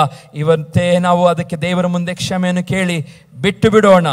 ಬೈಬಲ್ ಇನ್ನೂ ಬಹಳ ಉದಾಹರಣೆಗಳು, ದುರಾಶೆಯಿಂದ ಹಲ್ಲೆಲೂಯಾ ಕಠಿಣವಾದಂಥ ನೋವುಗಳನ್ನು ತಿಂದಂಥ ಜನರು ಬಹಳ ದೇವರ ವಾಕ್ಯದಲ್ಲಿ ನಾವು ಉದಾಹರಣೆಗಳಿದೆ. ಹಾಗಾಗಿ ಇವತ್ತು ದುರಾಶೆಯನ್ನು ನಾವು ಬಿಟ್ಟು ಬಿಡೋಣ ಪ್ರಿಯರೇ. ಹಲ್ಲೆಲೂಯಾ. ಅವನಿಗೆ, ಅವನ ಕುಟುಂಬ, ಅವನ ಸಂತಾನಕ್ಕೆ ಆ ರೋಗವು ತಗುಲುತ್ತದೆ. ಹಲ್ಲೆಲೂಯಾ. ದೇವರು ದುರಾಶೆಯ ತಪ್ಪು ಅದು ಸಂತಾನಕ್ಕೂ ಬರಬಹುದು, ಜಾಗ್ರತೆ ಇರೋಣ. ನಮ್ಮ ಮಕ್ಕಳಿಗೂ ಬರಬಹುದು, ನಾವು ಜಾಗ್ರತೆ ಇರೋಣ. ನಮ್ಮ ಮಕ್ಕಳಿಗೂ ಬರಬಹುದು, ಅವರ ಮಕ್ಕಳಿಗೂ ಬರಬಹುದು, ನಾವು ಜಾಗ್ರತೆ ಇರೋಣ. ಅದಕ್ಕೋಸ್ಕರ ಗೇಹಜಿಯನೊಂದು ಉತ್ತಮವಾದ ಉದಾಹರಣೆ. ಇವತ್ತು ನಾವು ದುರಾಶೆಯಲ್ಲಿರುವುದಾದರೆ ಇದನ್ನು ಇವತ್ತೇ ನಾವು ಬಿಟ್ಟು ಬಿಡೋಣ. ಯೇಸು ಸ್ವಾಮಿ ಒಂದು ಸಾಮ್ಯವನ್ನು ಹೇಳ್ತಾನೆ ದುರಾಶೆಯ ಬಗ್ಗೆ. ಲೂಕನ ಬರೆದ ಸುವಾರ್ತೆ 12ನೇ ಅಧ್ಯಾಯ 13ನೇ ವಚನದಲ್ಲಿ ಇದೆಲ್ಲ ಹಳೆ ಒಡಂಬಡಿಕೆಯಲ್ಲಿ ನಡೆದಂಥ ಸಂಗತಿಗಳು. ಅದೇ ಪೌಲನು ಉಲ್ಲೇಖಿಸ್ತಾನೆ. ಈ ಧರ್ಮಶಾಸ್ತ್ರದಲ್ಲಿ, ಆಜ್ಞೆಗಳಲ್ಲಿ ಹಲ್ಲೆಲೂಯಾ ಬರೆಯಲ್ಪಟ್ಟಂಥ ಈ ದುರಾಶೆ ನನಗೆ ಪಾಪವೆಂಬುದಾಗಿ ನಮಗೆ ಈಗ ತಿಳಿಯುತ್ತೆ ಎಂಬುದಾಗಿ ಹೇಳಿದಾನಲ್ಲ, ಅದೇ ಮಾತುಗಳನ್ನು ಹಾಲೆಲೂಯಾ ನಾವು ಓದಿದ್ದೇವೆ. ಅದ ನಂತರ ಯೇಸು ಸ್ವಾಮಿಯು ಸಹ ದುರಾಶೆ ಬಗ್ಗೆ ಮಾತನಾಡುವಾಗ ಸ್ಪಷ್ಟವಾಗಿ ಹೇಳ್ತಾನೆ. ಹಾಲೆಲೂಯಾ, ಯೇಸು ಒಬ್ಬ ಐಶ್ವರ್ಯವಂತನ ಬಗ್ಗೆ ಹೇಳ್ತಾನೆ. ಯೇಸು ಈ ಸಾಮ್ಯವನ್ನು ಹಾಲೆಲೂಯಾ ತಮಗೋಸ್ಕರ ಆಸ್ತಿಯನ್ನು ಕೂಡಿಸಿಕೊಳ್ಳುವವರ ಬಗ್ಗೆ ಹೇಳುವುದಿಲ್ಲ. ನೀವು ಮನೆಗೆ ಹೋಗಿ ಆ ಪ್ಯಾಸೇಜನ್ನು ಓದಿ. ಯೇಸು ಆ ಸ್ವಾಮ್ಯವನ್ನು ತಮಗೋಸ್ಕರ ಆಸ್ತಿಯನ್ನು ಕೂಡಿಸಿಕೊಳ್ಳುವವರಿಗೋಸ್ಕರ ಹೇಳ್ತಾ ಇದ್ದಾನೆ. ಹಾಲೆಲೂಯಾ, ಎಷ್ಟೋ ಜನರು ಆಸ್ತಿಗಳನ್ನು ಕೂಡಿಸಿಕೊಳ್ತಾರೆ, ಯಾರಿಗೋಸ್ಕರ? ತಮಗೋಸ್ಕರವೇ ಎಂಬುದಾಗಿ ಯೇಸು ಸ್ವಾಮಿ ಹೇಳ್ತಾನೆ, ಬುದ್ಧಿಹೀನನು ನೀನು, ಈ ಹೊತ್ತು ರಾತ್ರಿ ನಿನ್ನ ಪ್ರಾಣವನ್ನು ನಿನ್ನ ಕಡೆಯಿಂದ ಕೇಳುವರು, ಆಗ ನೀನು ಸಿದ್ಧ ಮಾಡಿಟ್ಟಿರುವುದು ಯಾರಿಗಾಗುವುದು ಎಂದು ಹೇಳಿದನು. ತನಗೋಸ್ಕರ ದ್ರವ್ಯನಿಟ್ಟುಕೊಂಡು ಅದರ ವಿಷಯದಲ್ಲಿ ಐಶ್ವರ್ಯವಂತನಾಗದೆ ಇರುವವನು ಅವನಂತೆಯೇ ಇದ್ದಾನೆ ಎಂಬುದಾಗಿ. ಹಾಲೆಲೂಯಾ, ತನಗೋಸ್ಕರ. ಯೇಸು ಸ್ವಾಮಿ ಆ ವರ್ಡನ್ನು ಯೂಸ್ ಮಾಡ್ತೇನೆ, ತನಗೋಸ್ಕರ. ಇಂಗ್ಲಿಷಲ್ಲಿ ಟ್ರೆಷರ್ ಫಾರ್ ಹಿಮ್ಸೆಲ್ಫ್, ಇಂಗ್ಲಿಷಲ್ಲಿ ಬರೆಯಲ್ಪಟ್ಟಿದೆ ಟ್ರೆಷರ್ ಫಾರ್ ಹಿಮ್ಸೆಲ್ಫ್. ಇವತ್ತು ತನಗೋಸ್ಕರ ದ್ರವ್ಯವನ್ನಿಟ್ಟುಕೊಂಡು ದೇವರ ವಿಷಯದಲ್ಲಿ ಐಶ್ವರ್ಯವಂತನಾಗಿರದೆ ಇರುವವನು ಅವನಂತೆಯೇ. ಇವತ್ತು ಹಾಲೆಲೂಯಾ, ಇವತ್ತು ಆ ಐಶ್ವರ್ಯವಂತದ ಬಗ್ಗೆ ಯೇಸು ಸ್ವಾಮಿ ಹೇಳ್ತಾನೆ. ಏನಂತ? ಅವನು ಆಸ್ತಿಯನ್ನು ಮಾಡ್ತಾ ಇದ್ದಾನೆ, ಆಸ್ತಿಯನ್ನು ಕೂಡಿಸಿಕೊಳ್ತಾ ಇದ್ದಾನೆ. ಹಾಲೆಲೂಯಾ, ಅಲ್ಲಿ ಆಸ್ತಿ ಕೂಡಿಸಿಕೊಳ್ಳಲಿಕ್ಕೆ ಸ್ಥಳವಿಲ್ಲದಿದ್ದಾಗ ಇನ್ನೊಂದು ಕಡೆ ಕಣಜಗಳನ್ನು ನಾವು ಸೇರಿಸಿಕೊಳ್ಳೋದಕ್ಕೋಸ್ಕರ ಕಟ್ಟಿಸೋಣ ಎಂಬುದಾಗಿ ಯೋಚನೆ ಮಾಡ್ತಾನೆ. ಅಂದರೆ ಇನ್ನೊಂದು ಕಡೆ ಮಾಡೋಣ ಎಂಬುದಾದಂಥ ಯೋಚನೆ. ಅವನ ಯೋಚನೆಗಳು ಬಹಳವಾಗಿದೆ. ಆದರೆ ಯೇಸು ಸ್ವಾಮಿ ಅಂಥವನಿಗೆ ಹೇಳ್ತಾ ಇದ್ದಾನೆ, ನೀನು ಇಷ್ಟೆಲ್ಲ ಬುದ್ಧಿಹೀನನಾಗಿ ನೀನೆಲ್ಲ ಮಾಡುತ್ತಾ ಇದ್ದಿ, ಈ ಹೊತ್ತು ನಿನ್ನ ಪ್ರಾಣವನ್ನು ನಿನ್ನ ಕಡೆಯಿಂದ ಕೇಳಿದರೆ ನೀನು ಸಿದ್ಧ ಮಾಡಿದಂಥ ಆಸ್ತಿ ಯಾರಿಗಾಗುವುದು? ನೀನು ಸಿದ್ಧ ಮಾಡಿಟ್ಟಿರುವಂಥದ್ದು ಯಾರಿಗಾಗುತ್ತದೆ? ತನಗೋಸ್ಕರ ದ್ರವ್ಯನಿಟ್ಟುಕೊಂಡು ದೇವರ ವಿಷಯದಲ್ಲಿ ಐಶ್ವರ್ಯವಂತನಾಗಿರದೆ ಇರುವವನು ಅವನಂತೆಯೇ ಎಂಬುದಾಗಿ. ಅಂದರೆ ಪ್ರಯೋಜನವಿಲ್ಲ. ಇವತ್ತು ಆಶೆ ಮಾಡುತ್ತಾ ಇದ್ದೇವ? ಯಾವುದರ ಬಗ್ಗೆ ಆಶೆ ಮಾಡಿ ಎಂಬುದಾಗಿ ಹೇಳ್ತಿದ್ದಾನೆ. ಹಾಲೆಲೂಯಾ, ದೇವರ ವಿಷಯಗಳಲ್ಲಿ ಆಶೆ ಮಾಡೋಣ. ದೇವರ ವಿಷಯದಲ್ಲಿ ನಾವು ಆಶೆ ಪಡೋಣ. ದೇವರ ವಿಷಯದಲ್ಲಿ ಆಶೆ ಪಡುವಂಥದ್ದೇ ಬಹಳ ಪ್ರಾಮುಖ್ಯವಾದದ್ದು ಎಂಬುದಾಗಿ ಸ್ವಾಮಿ ನಮಗೆ ಹೇಳುತ್ತಾ ಇದ್ದಾನೆ. ಹಾಲೆಲೂಯಾ, ಅದ ನಂತರ ಚಿಂತೆ ಮಾಡಬೇಡ, ಇದೆಲ್ಲ ಮಾಡಬೇಡ. ಮತ್ತೆ ವಾಕ್ಯದಲ್ಲಿ ಓದುವಾಗ ಚಿಂತೆಯ ಬಗ್ಗೆ ಸ್ವಾಮಿ ಹೇಳ್ತಾನೆ, ನಿನ್ನ ಬಗ್ಗೆ ನಾನು ಚಿಂತೆ ಮಾಡುತ್ತೇನೆ, ನಿನಗೋಸ್ಕರ ನೀನು ಚಿಂತೆ ಮಾಡಬೇಡ, ನಿನ್ನ ಬಗ್ಗೆ ನಾನು ಚಿಂತೆ ಮಾಡುತ್ತೇನೆ. ನಿನ್ನ ವಿಷಯಗಳ ಬಗ್ಗೆ ನಿನಗೆ ಏನು ಬೇಕು ಏನು ಬೇಡ ಎಂಬುದಾಗಿ ನನಗೆ ಗೊತ್ತಿದೆ. ಆಕಾಶದಲ್ಲಿ ಹಾರಾಡುವಂಥ ಪಕ್ಷಿಗಳನ್ನು ನೀನು ನೋಡಿದ್ಯಾ? ಅವುಗಳು ಬಿತ್ತುವುದಿಲ್ಲ, ಕೊಯ್ಯುವುದಿಲ್ಲ, ಆದರೆ ಅವರು ಹೊತ್ತಿಗೆ ಅವುಗಳಿಗೆ ದೇವರ ಆಹಾರವನ್ನು ಕೊಡುತ್ತಾ ಇದ್ದಾನೆ ಎಂಬುದಾಗಿ ಹೇಳ್ತಾನೆ. ಪ್ರಿಯ ದೇವಜನರೇ, ಇವತ್ತು ನಮ್ಮನ್ನು ನಾವೇ ಪರೀಕ್ಷೆ ಮಾಡಿಕೊಳ್ಳಬೇಕು. ಆಶೆ ಮಾಡುವವರಿಗೆ ಪೌಲನು ಒಂದು ಒಳ್ಳೆಯ ಸಂದೇಶವನ್ನು ಕೊಡುತ್ತಾನೆ. 1 ತಿಮೋಥಿ ಅದರ 6ನೇ ಅಧ್ಯಾಯ 6ನೇ ವಚನದಲ್ಲಿ ಹೀಗೆ ಹೇಳ್ತಾನೆ. 1 ತಿಮೋಥಿ 6ನೇ ಅಧ್ಯಾಯ 6ನೇ ವಚನ, ಸಂತುಷ್ಟಿ ಸಹಿತವಾದ ಭಕ್ತಿಯು ದೊಡ್ಡ ಲಾಭವೇ ಸರಿ. ಸಂತುಷ್ಟಿ ಸಹಿತವಾದ ಅಂದರೆ ಸಂತೃಪ್ತಿಯೊಂದಿಗೆ ದೇವರ ಭಕ್ತಿಯೇ ದೊಡ್ಡ ಲಾಭ ಎಂಬುದಾಗಿ ಪೌಲನ್ ಹೇಳ್ತಾನೆ. ನಾನು ಭೂಲೋಕದಲ್ಲಿ ಏನು ತಕೊಂಡು ಬರಲಿಲ್ಲವಷ್ಟೇ, ಅದರೊಳಗಿಂದ ಏನು ತಕೊಂಡು ಹೋಗಲಾರೆವು. ನಮಗೆ ಅನ್ನ ವಸ್ತ್ರಗಳಿದ್ದರೆ ಸಾಕು. ಐಶ್ವರ್ಯವಂತರಾಗಬೇಕೆಂದು ಮನಸ್ಸು ಮಾಡುವವರು ಪ್ರೇರಣೆವೆಂಬ ಉರಿಲಿನಲ್ಲಿ ಸಿಕ್ಕಿಕೊಂಡು ಬುದ್ಧಿ ವಿರೋಧವಾಗಿಯೂ ಹಾನಿಕರವಾಗಿಯೂ ಇರುವ ಅನೇಕ ಆಶೆಗಳಲ್ಲಿ ಬೀಳುತ್ತಾರೆ. ಇಂಥ ಆಶೆಗಳು ಮನುಷ್ಯರನ್ನು ಸಂಹಾರ ನಾಶಗಳಲ್ಲಿ ಮುಳುಗಿಸುತ್ತವೆ. ಹಣದಾಸೆಯು ಸಕಲ ವಿಧವಾದ ಕೆಟ್ಟತನಕ್ಕೆ ಮೂಲವಾಗಿದೆ. ಕೆಲವರು ಅದಕ್ಕಾಗಿ ಆತುರಪಟ್ಟು ಅದರಿಂದ ಕ್ರಿಸ್ತ ನಂಬಿಕೆಯನ್ನು ಬಿಟ್ಟು ಅಲೆದಾಡಿ ಅನೇಕ ವೇದನೆಗಳಿಂದ ತಮ್ಮನ್ನು ತಿವಿಸಿಕೊಳ್ಳುತ್ತಾರೆ. ಹಾಲೆಲೂಯಾ, ಸ್ಪಷ್ಟವಾಗಿ ಪೌಲನು ಹೇಳ್ತಾ ಇದ್ದಾನೆ. ಏನಂತ? ಹಣದಾಸೆಯು ಸಕಲ ವಿಧವಾದ ಕೆಟ್ಟತನಕ್ಕೆ ಮೂಲವಾಗಿದೆ. ಈ ಆಸೆಗಳು ಮನುಷ್ಯರನ್ನು ಸಂಹಾರ ನಾಶದಲ್ಲಿ ಮುಳುಗಿಸಿ ಬಿಡುತ್ತದೆ, ಸಂಪೂರ್ಣವಾಗಿ ಸಂಹಾರ ಮಾಡುತ್ತದೆ. ಕೆಲವರು ಅದಕ್ಕಾಗಿ ಆತುರಪಟ್ಟು ಅದರಿಂದ ಕ್ರಿಸ್ತ ನಂಬಿಕೆಯನ್ನು ಬಿಟ್ಟು ಅಲೆದಾಡಿ ಅನೇಕ ವೇದನೆಗಳಿಗೆ ತಮ್ಮನ್ನು ತಿವಿಸಿಕೊಳ್ಳುತ್ತಾರೆ. ಇನ್ನೊಂದು ಭಾಷಾಂತರದಲ್ಲಿ ಹೀಗೆ ಹೇಳುತ್ತದೆ, ಇಂಥ ಆಶೆಗಳು ಮನುಷ್ಯರನ್ನು ಸಂಹಾರ ವಿನಾಶಗಳಲ್ಲಿ ಮುಳುಗಿಸುತ್ತವೆ. ಹಣದ ಪ್ರೀತಿಯು ಸಕಲ ವಿಧವಾದ ಕೆಟ್ಟತನಕ್ಕೆ ಬೇರಾಗಿದೆ. ಕೆಲವರು ಹಣಕ್ಕಾಗಿ ಆತುರಪಟ್ಟು ನಂಬಿಕೆಯಿಂದ ದೂರ ಹೋಗಿ ಅನೇಕ ದುಃಖಗಳಿಂದ ತಮ್ಮನ್ನು ತಿವಿಸಿಕೊಳ್ಳುತ್ತಾರೆ. ಅನೇಕ ದುಃಖಗಳಿಂದ ಏನು ಮಾಡ್ತಾರಂತೆ? ತಿವಿಸಿಕೊಳ್ಳುತ್ತಾರೆ. ಯಾರೆಲ್ಲ ಇವತ್ತು ಓಡುತ್ತಾ ಇದ್ದೀರೋ, ನಿಮ್ಮ ಫಾಸ್ಟ್ ಎಲ್ಲ ಸ್ವಲ್ಪ ಕಡಿಮೆ ಆಗಬೇಕು. ಟಾಪ್ ಸ್ಪೀಡಲ್ಲಿ ಹೋಗುತ್ತಿರುವಂಥವ್ರು ಎಲ್ಲರೂ ಸಹ 5th ಗೇರ್ 6th ಗೇರ್, ಇವತ್ತು 7th ಗೇರ್ ತನಕ ಗಾಡಿಗಳು ಬಂದಿದೆ. ಆ ಗೇರ್ಗಳಲ್ಲಿ ಯಾರಾದರೂ ಓಡುತ್ತಾ ಇದ್ದಾರೆ ಹಣದ ಹಿಂದೆ, ನಿಮ್ಮ ಹಲ್ಲೆಲೂಯಾ ಸ್ಪೀಡ್ ಇವತ್ತು ಕಡಿಮೆ ಆಗಲಿ. ಹಲ್ಲೆಲೂಯಾ ಸ್ಪೀಡ್ಗಳು ಕಮ್ಮಿ ಆಗಲಿ. ಇವತ್ತು ಕಡಿಮೆ ಆದರೆ ಹಲ್ಲೆಲೂಯಾ ನೀವು ದೇವರ ಮುಂದೆ ಮೆಚ್ಚುಗೆಯಾದವರಾಗಿ ಕಾಣುತ್ತೀರಿ. Hallelujah hallelujah. ನಾವು ದೇವರಿಗೆ ಮೆಚ್ಚುಗೆ ಆದವರಾಗಿ ಕಾಣಬೇಕು, ಮನುಷ್ಯರಿಗಲ್ಲ. ನಾವು ಇವತ್ತಿನ ನಮ್ಮನ್ನು ಅಳತೆ ಮಾಡುವಂಥದ್ದು, ನಾವು ಎಷ್ಟು ದೊಡ್ಡ ಮನೆಯಲ್ಲಿದ್ದೇವೆ, ಎಂಥ ಕಾರಿನಲ್ಲಿ ಓಡಾಡುತ್ತೇವೆ, ಅದರ ಮುಖಾಂತರ ನಮ್ಮನ್ನು ಅಳತೆ ಮಾಡುತ್ತಾರೆ. ಆದರೆ ದೇವರ ವಾಕ್ಯದಲ್ಲಿ ಓದುತ್ತೇವೆ, ದೇವರು ನಮ್ಮ ಹೃದಯವನ್ನು ನೋಡುವ ದೇವರಾಗಿದ್ದಾನೆ. Hallelujah hallelujah. ದೇವರು ನಮ್ಮನ್ನು ಹೃದಯದಲ್ಲಿ ನಾವು ಎಷ್ಟು ಆತನನ್ನು ಪ್ರೀತಿಸುತ್ತೇವೆ ಎಂಬುದಾಗಿ ನೋಡುವ ದೇವರು, ಹೊರಗಿನ ತೋರಿಕೆಯನ್ನು ನೋಡುವ ದೇವರಲ್ಲ. ಆತನು ಪ್ರೀತಿ ಸ್ವರೂಪನಾದ ದೇವರು. ಹೊರಗಿನ ಹಾಲೆಲೂಯಾ ಮನುಷ್ಯರು ನೋಡುತ್ತಾರೆ, ದೇವರು ಹೃದಯವನ್ನೇ ಗಮನಿಸುವ ಆತನಾಗಿದ್ದಾನೆ. ಹಾಲೆಲೂಯಾ. ಹಣದ ಪ್ರೀತಿಯು ಸಕಲ ವಿಧವಾದ ಕೆಟ್ಟತನಕ್ಕೆ ಬೇರಾಗಿದೆ, ರೂಟ್ ಆಗಿದೆ ಎಂಬುದಾಗಿ ಪೌಲನು ಹೇಳುತ್ತಾನೆ. ಬೇರಾಗಿದೆ ಸಕಲ ವಿಧವಾದ ಕೆಟ್ಟತನಕ್ಕೆ. ಅದನ್ನು ಸಂಪಾದಿಸಿಕೊಳ್ಳೋದಕ್ಕೋಸ್ಕರ ನಾವು ಈ ಲೋಕದಲ್ಲಿ ಏನೆಲ್ಲ ಆಗಿ ಹೋಗುವುದನ್ನು ನೋಡುತ್ತಾ ಇದ್ದೇವೆ. ಇದೆಲ್ಲ ಒಂದು ಉದಾಹರಣೆ. ಹಾಲೆಲೂಯಾ. ಇದೆಲ್ಲ ಒಂದು ಉದಾಹರಣೆ. ನಾವು ಇದನ್ನು ನೋಡಿ ನಾವು ಕಲಿತುಕೊಳ್ಳಬೇಕು. ವಿಶ್ವಾಸಿಗಳನ್ನು ದೇವರು ಹಾಲೆಲೂಯಾ ಈ ಎಲ್ಲದರಲ್ಲಿ ನಾವು ಇದರಿಂದ ದೂರವಿರಬೇಕೆಂಬುದಾಗಿ ಪೌಲನು ಪದೇ ಪದೇ ಎಚ್ಚರಿಸ್ತಾ ಇದ್ದಾನೆ. ಆದರೆ ಎಷ್ಟೋ ಕಡೆಗಳಲ್ಲಿ ದೇವರು ಜನರನ್ನು ಸೇರಿಸೋದಕ್ಕೋಸ್ಕರ, ಸಭೆಯು ದೊಡ್ಡದಾಗೋದಕ್ಕೋಸ್ಕರ, ಸಭೆಯಲ್ಲಿ 100 ಜನರು ಬರಬೇಕು, 1000 ಜನ ಬರಬೇಕೆಂಬುದಾದಂಥ ಉದ್ದೇಶದೊಂದಿಗೆ ಬೋಧನೆ ಮಾಡುತ್ತಾರೆ. ನನ್ನ ಉದ್ದೇಶ ಅದೇ ಇಲ್ಲವೇ ಇಲ್ಲ. ನಮ್ಮ ಉದ್ದೇಶ ನಾವೆಲ್ಲರೂ, ಅದು ಪೌಲನು ಹೇಳುವ ಹಾಗೆ, ಶುದ್ಧ ಕನ್ಯೋಪಾದಿಯಲ್ಲಿ ನಾವು ಕರ್ತನ ಮುಂದೆ ಕಾಣಲ್ಪಡಬೇಕು. Hallelujah hallelujah. ನನ್ನ ಮೇಲೆ ಬೇಜಾರು ಮಾಡಿಕೊಂಡರೂ ಪರವಾಗಿಲ್ಲ ಪ್ರಿಯರೇ, ಇದೆಲ್ಲವೂ ಹಾಲೆಲೂಯಾ ಇದು ಕ್ರಿಸ್ತನ ನಿಯಮವಾಗಿದೆ. ದೇವರು ನಮಗೆ ಸ್ವರ್ಗವನ್ನು ಸುಮ್ಮನೆ ಕೊಡುವುದಿಲ್ಲ. ಇಲ್ಲೇ ನಾವು ಒಂದು ಗೋಲ್ಡ್ ಅಥವಾ ಡೈಮಂಡ್ ಏನೋ ಪರ್ಚೇಸ್ ಮಾಡಬೇಕಂತಿದ್ರೆ, ಅಥವಾ ಒಂದು ಐಷಾರಾಮಿ ಬಂಗ್ಲೆಯನ್ನು ಖರೀದಿ ಮಾಡಬೇಕಂತಿದ್ರೆ ಎಷ್ಟು ಪ್ರಯಾಸ ಪಡಬೇಕು, ಹೌದಲ್ಲ? ಎಷ್ಟು ಹಣವನ್ನು ಸಂಪಾದಿಸಬೇಕು. ಡೇ ಆ್ಯಂಡ್ ನೈಟ್ ಕಷ್ಟಪಟ್ಟು ಹಣವನ್ನು ಸಂಪಾದಿಸಿದರೆ ಮಾತ್ರ ಒಂದು ಒಳ್ಳೆಯ ಮನೆಯನ್ನು ತೆಗೆದುಕೊಂಡು ಸಂತೋಷಲಿರಲಿಕ್ಕೆ ಸಾಧ್ಯ. ಆದರೆ ದೇವರು ನಮಗೋಸ್ಕರ ಒಂದು ಉತ್ತಮವಾದ ಮನೆಯನ್ನು ಸ್ವರ್ಗದಲ್ಲಿಟ್ಟಿದ್ದಾನೆ, ಪರಲೋಕದಲ್ಲಿಟ್ಟಿದ್ದಾನೆ. ಅದು ಈ ಲೋಕದ ಯಾವ ಸಂಗತಿಯೊಂದಿಗೂ ಕಂಪೇರ್ ಮಾಡಲಿಕ್ಕೆ ಆಗೋದಿಲ್ಲ. ಅಷ್ಟು ಸುಂದರವಾದ ಮ್ಯಾನ್ಷನ್ಸ್ಗಳನ್ನು ನಮಗೋಸ್ಕರ ಸಿದ್ಧ ಮಾಡಿದ್ದಾನೆ. ಅದು ಸುಲಭವಾಗಿ ನಮಗೆ ಸಿಗುತ್ತದಾ? ದೇವರು ನಮ್ಮ ತ್ಯಾಗವನ್ನು ಬಯಸುತ್ತಾನೆ.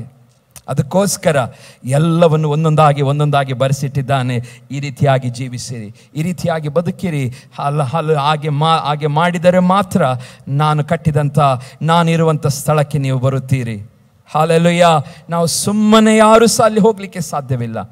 ಉಚಿತಾರ್ಥವಾಗಿ ನಮಗೆ ರಕ್ಷಣೆಯನ್ನು ಕೊಟ್ಟಿದ್ದಾನೆ, ನಮ್ಮ ನೀತಿವಂತನಾಗಿ ಮಾಡಿದ್ದಾನೆ, ಮಕ್ಕಳನ್ನಾಗಿ ಮಾಡಿಕೊಂಡಿದ್ದಾನೆ. ಅದರ ಅರ್ಥ ನಮಗೆ ಆ ಪರಲೋಕ ರಾಜ್ಯ ಸಿಗುತ್ತದೆ ಎಂಬುದಾಗಿ ಅಲ್ಲ. ಈ ಭೂಮಿ ಮೇಲೆ ಸ್ವಾಮಿ ಸ್ವಾಮಿ ಎಂಬುದಾಗಿ ಹೇಳುವವರು ಯಾರು ಸಹ ಪರಲೋಕ ರಾಜ್ಯ ಸೇರುವುದಿಲ್ಲ ಎಂಬುದಾಗಿ ದೇವರ ವಾಕ್ಯದಲ್ಲಿ ಓದುತ್ತೇವೆ. ನಾವಿಲ್ಲಿ ಬರೀ ಸ್ವಾಮಿ ಸ್ವಾಮಿ ಎಂಬುದಾಗಿ ಕರೆಯುತ್ತಾ ಇದ್ದರೆ ನಾವು ಪರಲೋಕ ರಾಜ್ಯ ಸೇರುವುದಿಲ್ಲ.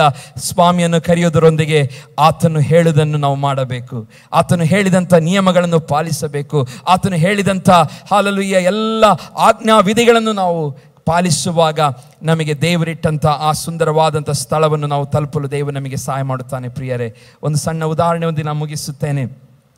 ನಮ್ಮ ತಂದೆ ಯಾವಾಗಲೂ ನಾವು ಸಣ್ಣವರಿದ್ದಾಗ ಅವರು ಹೇಳಿದಂಥ ಆ ಕಥೆ ನನಗೆ ಇವತ್ತು ನೆನಪಾಯಿತು. ಮಂಗ ಮತ್ತು ಒಬ್ಬ ಕಡಲೆಯನ್ನು ಸೇಲ್ ಮಾಡುತ್ತಿರುವ ಒಬ್ಬ ವ್ಯಕ್ತಿ ಬೀದಿಗಳಲ್ಲಿ ಹೋಗಿ ಏನು ಮಾಡ್ತಾನೆ, ಆ ಕಡಲೆ ಶೇಂಗಾ ಇದೆಯಲ್ಲ, ಆ ಸಿಪ್ಪೆ ಇರುವಂಥ ಶೇಂಗಾ, ಅದನ್ನೇನು ಮಾಡ್ತಾನೆ, ಮಾರ್ತಾ ಇರ್ತಾನೆ. ಅವನ ಜೀವನವೇ ಅದರಿಂದ ಸಾಗುತ್ತಾ ಇತ್ತು. ಅವನು ಪ್ರತಿದಿನವೂ ಕಡಲೆಯನ್ನು, ಆ ಶೇಂಗಾ, ಇದಕ್ಕೇನು ಶೇಂಗಾ ಹೇಳ್ತಾರಲ್ಲ, ಶೇಂಗಾ ಅದನ್ನು ತೆಗೆದುಕೊಂಡು ಆತನು ಯಾವಾಗಲೂ ಮನೆ ಬೀದಿಗಳಿಗೆ ಹೋಗ್ತಾನೆ, ಸೇಲ್ ಮಾಡ್ತಾ ಇರ್ತಾನೆ. ಒಂದು ದಿವಸ ಅವನಿಗೆ ಆಯಾಸವಾಗುತ್ತದೆ. ಆಯಾಸವಾಗಿ ಒಂದು ಮರವನ್ನು ನೋಡ್ತಾನೆ. ಒಳ್ಳೆಯ ಮರವಿರುತ್ತದೆ, ನೆರಳಿರುತ್ತದೆ. ಅಲ್ಲಿ ಹೋಗಿ ಆ ಶೇಂಗದ ಆ ಚೀಲವನ್ನು ಬದಿಯಲ್ಲಿಟ್ಟು ಅವನು ಹಾಯಾಗಿ ಮಲಗ್ತಾನೆ. ಮಲಗಿದ ಸಮಯದಲ್ಲಿ ಅವನು ಒಳ್ಳೆ ಗಾಢ ನಿದ್ರೆ. ಆದರೆ ಮರದ ಮೇಲೆ ಮಂಗಗಳಿರುತ್ತದೆ. ಆ ಮಂಗಗಳು ಈ ಕಡಲೆಯ ಸ್ಮೆಲ್ಲು ಸಹ ಬರುತ್ತದೆ. ಈ ವ್ಯಕ್ತಿಯ ಮಲಗಿದಾನೆ, ಬಂದು ನಿಧಾನ ಈ ಬುಟ್ಟಿಯಲ್ಲಿ ಏನಿರ್ಬೋದು ಎಂಬುದಾಗಿ ಅದು ನೋಡಲಿಕ್ಕೆ ಪ್ರಾರಂಭ ಮಾಡ್ತದೆ, ಹುಡುಕ್ಲಿಕ್ಕೆ ಪ್ರಾರಂಭ ಮಾಡ್ತದೆ. ನಿಧಾನ ಅದ ಮೇಲೆ ಹಾಕಿದ ಬಟ್ಟೆಯನ್ನೆಲ್ಲ ನಿಧಾನ ತೆಗಿಲಿಕ್ಕೆ ಪ್ರಾರಂಭ, ಇವನಿಗೆ ಒಳ್ಳೆ ನಿದ್ರೆ, ಅದು ತೆಗಿಲಿಕ್ಕೆ ಪ್ರಾರಂಭ. ನೋಡುವಾಗ ಅದರೊಳಗೆ ಏನಿದೆ? ಕಡಲೆ ಇದೆ. ಈ ಒಂದು ಕಡಲೆ ನೋಡಿದ ಮಂಗ, ಈ ಕಡಲೆ ನೋಡಿದ ಮಂಗ ಮೇಲೆ ಎಲ್ಲ ಇನ್ಫಾರ್ಮೇಶನ್ ಕೊಡ್ತದೆ. ಎಲ್ಲ ಮಂಗಗಳು ಬಂದು ನಿಧಾನ ಬುಟ್ಟಿಯೊಳಗೆ ಕೈ ಹಾಕಿ ಇವನು ಹೇಳೋದ್ರೊಳಗೆ ಎಲ್ಲ ಕಡಲೆಗಳನ್ನು ತಿಂದು ಹಾಕಿದೆ. ಎಲ್ಲ ಸಿಪ್ಪೆಗಳು ಮಾತ್ರ, ಇವನು ಹೇಳುವಾಗ ಬರೀ ಸಿಪ್ಪೆಗಳು ಆ ಕಡೆ ಈ ಕಡೆ ಎಲ್ಲ ಕಾಣ್ತಾ ಉಂಟು. ಇಡೀ ಬುಟ್ಟಿ ಖಾಲಿಯಾಗಿದೆ. ಇವನಿಗೆ ಬಹಳ ಸಿಟ್ಟು ಬರ್ತದೆ. ನಾನು ಇಷ್ಟು ಕಷ್ಟಪಟ್ಟು ದುಡಿಯೋದಕ್ಕೋಸ್ಕರ ನಾನು ಸಾಲಗೆಲ್ಲ ಮಾಡಿ ನಾನು ತೆಗೆದುಕೊಂಡು ಬಂದಿದ್ದೇನೆ. ಈ ಮಂಗಗಳು ನಾನು ಮಲಗಿದ ಸಮಯದಲ್ಲಿ ಎಲ್ಲವನ್ನು ಏನು ಮಾಡಿದ್ದೆ? ಸಂಪೂರ್ಣ ಹಾಳು ಮಾಡಿದೆ ಎಂಬುದಾಗಿ ಯೋಚಿಸಿ ಬಹಳ ಬೇಜಾರಾಗ್ತದೆ. ಆದರೆ ಯೋಚಿಸ್ತಾನೆ ಮನಸ್ಸಲ್ಲಿ, ಇದಕ್ಕೆ ಏನು ಮಾಡಬೇಕು? ಒಂದು ಪಾಠ ಕಲಿಸಬೇಕು, ಇದಕ್ಕೊಂದು ಪಾಠ ಕಲಿಸಬೇಕೆಂಬುದಾಗಿ ಯೋಚನೆ ಮಾಡಿ ನೆಕ್ಸ್ಟ್ ದಿವಸ ಸಹ ಅದೇ ಮರದ ಕೆಳಗೆ ಅದೇ ರೀತಿಯಾಗಿ ಬುಟ್ಟಿ ಹಿಡ್ಕೊಂಡ್ಬಂದು, ಬುಟ್ಟಿ ಬದಲಿಗೆ ಆ ಒಂದು ಗಾಜಿನ ಕುಪ್ಪಿ ಒಂದು ಬಾನೆ ಹಿಡ್ಕೊಂಡು ಬರ್ತಾನೆ. ಅದರ ಬಾಯಿ ಮಾತ್ರ ಬಹಳ ಸಣ್ಣದು, ಸಣ್ಣ ಬಾಯಿ ಇರುವಂಥ ಒಂದು ಕುಪ್ಪಿಯ ಅದರಲ್ಲಿ ಕಡಲೆಗಳನ್ನು ತುಂಬಿಸಿ ತಗೊಂಡು ಬರ್ತಾನೆ. ಅವನು ತಗೊಂಡು ಬಂದು ಅಲ್ಲೇ ಸ್ಥಳದಲ್ಲಿ ಮಲಗಿರುವುದಿಲ್ಲ, ಮಲಗಿದ ಹಾಗೆ ನಟನೆ ಮಾಡಲಿಕ್ಕೆ ಪ್ರಾರಂಭ ಮಾಡ್ತಾನೆ. ಅವನು ಮಲಗಿರುವುದಿಲ್ಲ, ನಟನೆ ಮಾಡ್ತಾ ಇರ್ತಾನೆ. ಹೀಗೆ ಇವನು ಮಲಗಿದಾನೆಂಬುದಾಗಿ ಮಂಗಳ ತಿಳ್ಕೊಂಡು, ಇವತ್ತು ಸಹ ಒಳ್ಳೆಯ ಊಟ ನಮಗೆ ಇವತ್ತೆಂಬುದಾಗಿ ತಿಳಿದು ಎಲ್ಲ ಮಂಗಗಳು ಮೇಲಿಂದ ಕೆಳಗೆ ಬರುತ್ತದೆ. ಅದರಲ್ಲಿ ಒಂದು ಮಂಗ ಬರ್ತದೆ, ಕೈ ಹಾಕ್ತದೆ. ಇಷ್ಟು ಆ ಬಾಯಿ ಮಾತ್ರ ಸಣ್ಣದು, ಒಳಗೆ ಕೈ ಹಾಕ್ತದೆ, ಇಷ್ಟು ಇಟ್ಕೊಳ್ತದೆ ಕೈಯಲ್ಲಿ. ಆದರೆ ಅದಕ್ಕೆ ಏನು ಮಾಡ್ಲಿಕ್ಕೆ ಆಗ್ತಾ ಇಲ್ಲ? ತೆಗಿಲಿಕ್ಕೆ ಆಗ್ತಾ ಇಲ್ಲ. ತೆಗಿಲಿಕ್ಕಾಗದಂಥ ಪರಿಸ್ಥಿತಿ. ಕೈಯಲ್ಲಿ ಕಡಲೆ ಇದೆ, ಕಡಲೆ ಬಿಡಲಿಕ್ಕೂ ಮನಸ್ಸಿಲ್ಲ ಮತ್ತು ಹೊರಗೆ ತೆಗಿಲಿಕ್ಕೂ ಆಗ್ತಾ ಇಲ್ಲ. ಇದೇ ಸಮಯವನ್ನು ಇವನು ನಿದ್ರೆ ಮಾಡಲಿಲ್ಲಲ್ಲ, ಯೋಚನೆ ಇವನು ಯಾವಾಗ ಸಿಕ್ಕಿ ಬೀಳ್ತದೆ ಎಂಬುದಾಗಿ ಕಾಯ್ತಾ ಇದ್ದ. ಇವನೊಂದು ದೊಣ್ಣೆ ಸಹ ಇಟ್ಕೊಂಡು ಇವನು ಅದು ಯಾವಾಗ ಹೀಗೆ ಕೈ ಹಾಕಿ ತೆಗಿಲಿಕ್ಕೆ ಹೋಯ್ತು, ಈ ಮಂಗಕ್ಕೆ ಅವನ ದೊಣ್ಣೆಯಿಂದ ಸರಿ ಹೊಡಿತಾನೆ. ಈ ಮಂಗನ ಬುದ್ಧಿ ಒಂದು ಸಲ ಹಿಡ್ಕೊಂಡ್ರೆ ಅದೇನು ಮಾಡೋದಿಲ್ಲ, ಬಿಡುವುದಿಲ್ಲ. ಅದೇನು ಹಾಗೆ ಇಟ್ಕೊಂಡಿದೆ, ಅದಕ್ಕೆ ದೊಣ್ಣೆ ಏಟು ಬೀಳ್ತಾ ಇದೆ. ಏನು ಮನಸ್ಸು ಬರ್ತಾ ಇಲ್ಲ, ಕೈಯಲ್ಲಿ ಇಟ್ಟಿದಂಥ ಶೇಂಗಾ ಬಿಡಬೇಕೆಂಬುದಾಗಿ ಮನಸ್ಸು ಬರ್ತಾ ಇಲ್ಲ. ಹೀಗೆ ಸರಿ ಪೆಟ್ಟು ತಿಂದು ಅದರೊಂದಿಗೆ ಪೆಟ್ಟು ತಿಂತು ಮೇಲಿರುವ ಮಂಗಳೆಲ್ಲ ಅದಕ್ಕೆ ಗೊತ್ತಾಯಿತು. ಏನು ಗೊತ್ತಾಯಿತು? ಇದಕ್ಕೆ ಪೆಟ್ಟು ಬೀಳ್ತಾ ಇದೆ, ನನಗೂ ಅಪಾಯವಿದೆ ಎಂಬುದಾಗಿ ಅದೆಲ್ಲವೂ ತನ್ನ ಆ ಮರವನ್ನು ಖಾಲಿ ಮಾಡಿ ಎಲ್ಲ ಹೋಗಿಬಿಡ್ತದೆ. ಪ್ರಿಯರೇ, ಹಲ್ಲೆಲೂಯಾ. ಇವತ್ತು ನಾನು ಹೇಳಿದ ಕಥೆಯ ಉದ್ದೇಶ ಏನು ಹೇಳ್ತಿದೆ, ನಾವು ಒಂದು ಸ್ವಲ್ಪ ಆಶೀರ್ವಾದಕ್ಕಾಗಿ ಏನೋ ಒಂದು ಗಳಿಸೋದಕ್ಕೋಸ್ಕರ ನಾವೇನು ಮಾಡ್ತಾ ಇದ್ದೇವೆ, ಬಿಡದೆ ನಾವು ಅದನ್ನು ಹಿಡಿದುಕೊಂಡ್ರೆ ಅದರಿಂದ ಏನಾಗಿದೆ? ಅಪಾಯವಿದೆ. ದೇವರ ವಾಕ್ಯದಲ್ಲಿ ದುರಾಶೆ ಬೇಡ, ದುರಾಶೆಯನ್ನು ಬಿಟ್ಟು ನಾವು ಜೀವಿಸೋಣ. ಕೆಲವು ಉದಾಹರಣೆಗಳನ್ನು ಕೊಟ್ಟೆ. ಹಲ್ಲೆಲೂಯಾ. ಆದಾಮ ಹವ್ವಳ ಬಗ್ಗೆ ಉದಾಹರಣೆ ಕೊಟ್ಟೆ. ಯಾಕೋಬ ಜೀವಿತದಲ್ಲಿ ಅವನು ಮೋಸದಿಂದ ತನ್ನ ಅಣ್ಣನ ಚೊಚ್ಚಲತನದ ಹಕ್ಕನ್ನು ತೆಗೆದುಕೊಳ್ತಾನೆ. ಎರಡನೇದಾಗಿ ಗೆಹಜಿಯನ ಬಗ್ಗೆ ನಾನು ಹೇಳಿದೆ. ಗೆಹಜಿಯನು ಹಲ್ಲೆಲೂಯಾ ರೋಗಗ್ರಸ್ತನಾಗಲಿಕ್ಕೆ ಕಾರಣ, ಆತನ ದೇಹಕ್ಕೆ ಕುಷ್ಠರೋಗ ಬರಲಿಕ್ಕೆ ಕಾರಣ ಹಲ್ಲೆಲೂಯಾ ಮೋಸದಿಂದ, ಹಲ್ಲೆಲೂಯಾ ನಾಮಾನನಿಂದ ಏನೋ ಒಂದು ತೆಗೆದುಕೊಳ್ಳಬೇಕೆಂಬುದಾಗಿ, ಬೆಳ್ಳಿಯು ಚಿನ್ನವು ತನಗೆ ಏನಾದರೂ ಒಂದು ಲಾಭ ಆಗಬೇಕೆಂಬುದಾಗಿ ಬಯಕೆ ಪಟ್ಟು ಆತನು ಮೋಸದಿಂದ ಹೋಗುತ್ತಾನೆ. ಆದರೆ ಅದರ ರಿಸಲ್ಟ್ ಅವನು ಹಾಳಾಗ್ತಾನೆ. ಲೋಟನ ಬಗ್ಗೆ ನೋಡಿದೆವು.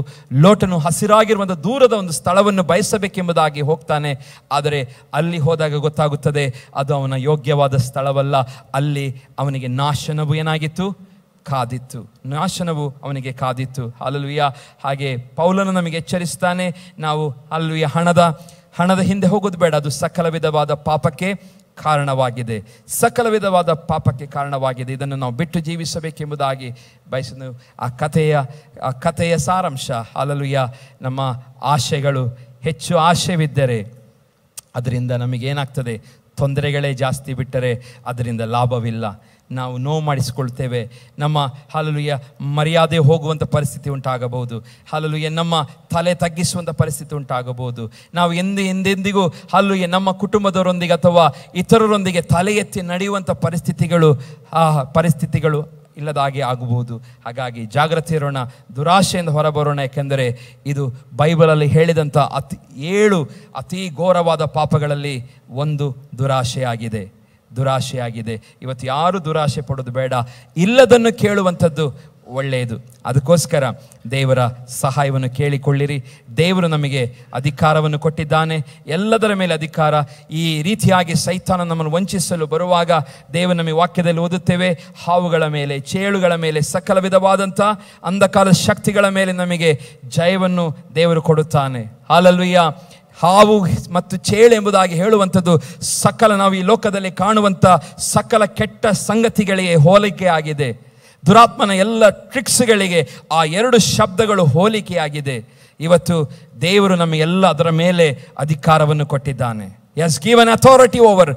ಈ ಲೋಕದಲ್ಲಿರುವಂಥ ಎಲ್ಲ ಸಂಗತಿಗಳ ಮೇಲೆ ಅಧಿಕಾರ ಕೊಟ್ಟಿದ್ದಾನೆ. ಹಾಗಾಗಿ ಸೈತಾನನು ಲೋಕದ ದೇವರು ಎಂಬುದಾಗಿ ಬೈಬಲ್ ಹೇಳುತ್ತದೆ. ಆದರೆ ಹಲ್ಲೆಲೂಯಾ, ನಾವು ಈ ಲೋಕದ ದೇವರಿಗಿಂತ ವಿಶೇಷವಾದ ದೇವರನ್ನು ನಂಬಿರುವಂಥವರು. ಹಲ್ಲೆಲೂಯಾ. ನಾವು ಲೋಕವನ್ನು ಜಯಿಸಿದಾತನನ್ನು ನಂಬಿರುವಂಥದ್ದೇ ಮಕ್ಕಳಾಗಿದ್ದೇವೆ. ನಾವು ಸಹ ಯೇಸು ಹೇಗೆ ತನಗೆ ಬಂದಂಥ ಶೋಧನೆಗಳನ್ನು ಹೇಗೆ ಜಯಿಸಿದನು, ನಾವು ಸಹ ಜಯಿಸಿ ಕ್ರಿಸ್ತನ ಮಕ್ಕಳಾಗಿ ನಾವು ಜೀವಿಸೋಣ. ಎಲ್ಲ ದುರಾಶೆಗಳಿಂದ ಹಲ್ಲೆಲೂಯಾ ನಾವು ದೂರವಾಗಿರೋಣ. ಭ್ರಷ್ಟರಾಗುವುದು ಬೇಡ. ವಿಶ್ವಾಸಿಗಳು ತಿರುಗಿ ಭ್ರಷ್ಟರಾಗುವುದು ಆಗಬಾರದು. ಅವರು ತಿರುಗಿ ಮಾನಸಾಂತರ ಹುಟ್ಟಿಸುವುದು ಬಹಳ ಕಷ್ಟ ಎಂಬುದಾಗಿ ದೇವರ ವಾಕ್ಯ ಹೇಳುತ್ತೆ. ಒಂದು ವೇಳೆ ನೀವು ಭ್ರಷ್ಟರಾದರೆ, ಆತ್ಮಿಕವಾಗಿ ಭ್ರಷ್ಟರಾದರೆ, ಮತ್ತೆ ತಿರುಗಿ ಮಾನಸಾಂತರ ಹುಟ್ಟಿಸುವುದು ಕಷ್ಟ ಎಂಬುದಾಗಿ ಇಬ್ರಿಯ ಗ್ರಂಥಕರ್ತನು ಹೇಳ್ತಾನೆ. ಹಾಗಾಗಿ ಇವತ್ತು ನಾವು ಭ್ರಷ್ಟರಾಗೋದು ಬೇಡ. ಕ್ರಿಸ್ತನೊಂದಿಗೆ ಹಲ್ಲೆಲೂಯಾ ಶ್ರೇಷ್ಠವಾದ ಯುದ್ಧವನ್ನು ಹೋರಾಡೋಣ. Hallelujah. Let us fight the good fight. ಒಳ್ಳೆಯ ಹೋರಾಟ, ತೃಪ್ತಿಕರವಾದ ಹೋರಾಟವನ್ನು ಮಾಡಿ ಕ್ರಿಸ್ತನಿಗೋಸ್ಕರ ಜೀವಿಸೋಣ. ದೇವರ ವಾಕ್ಯಗಳ ಮುಖಾಂತರ ನಮ್ಮನ್ನು ಆಶೀರ್ವದಿಸಲಿ.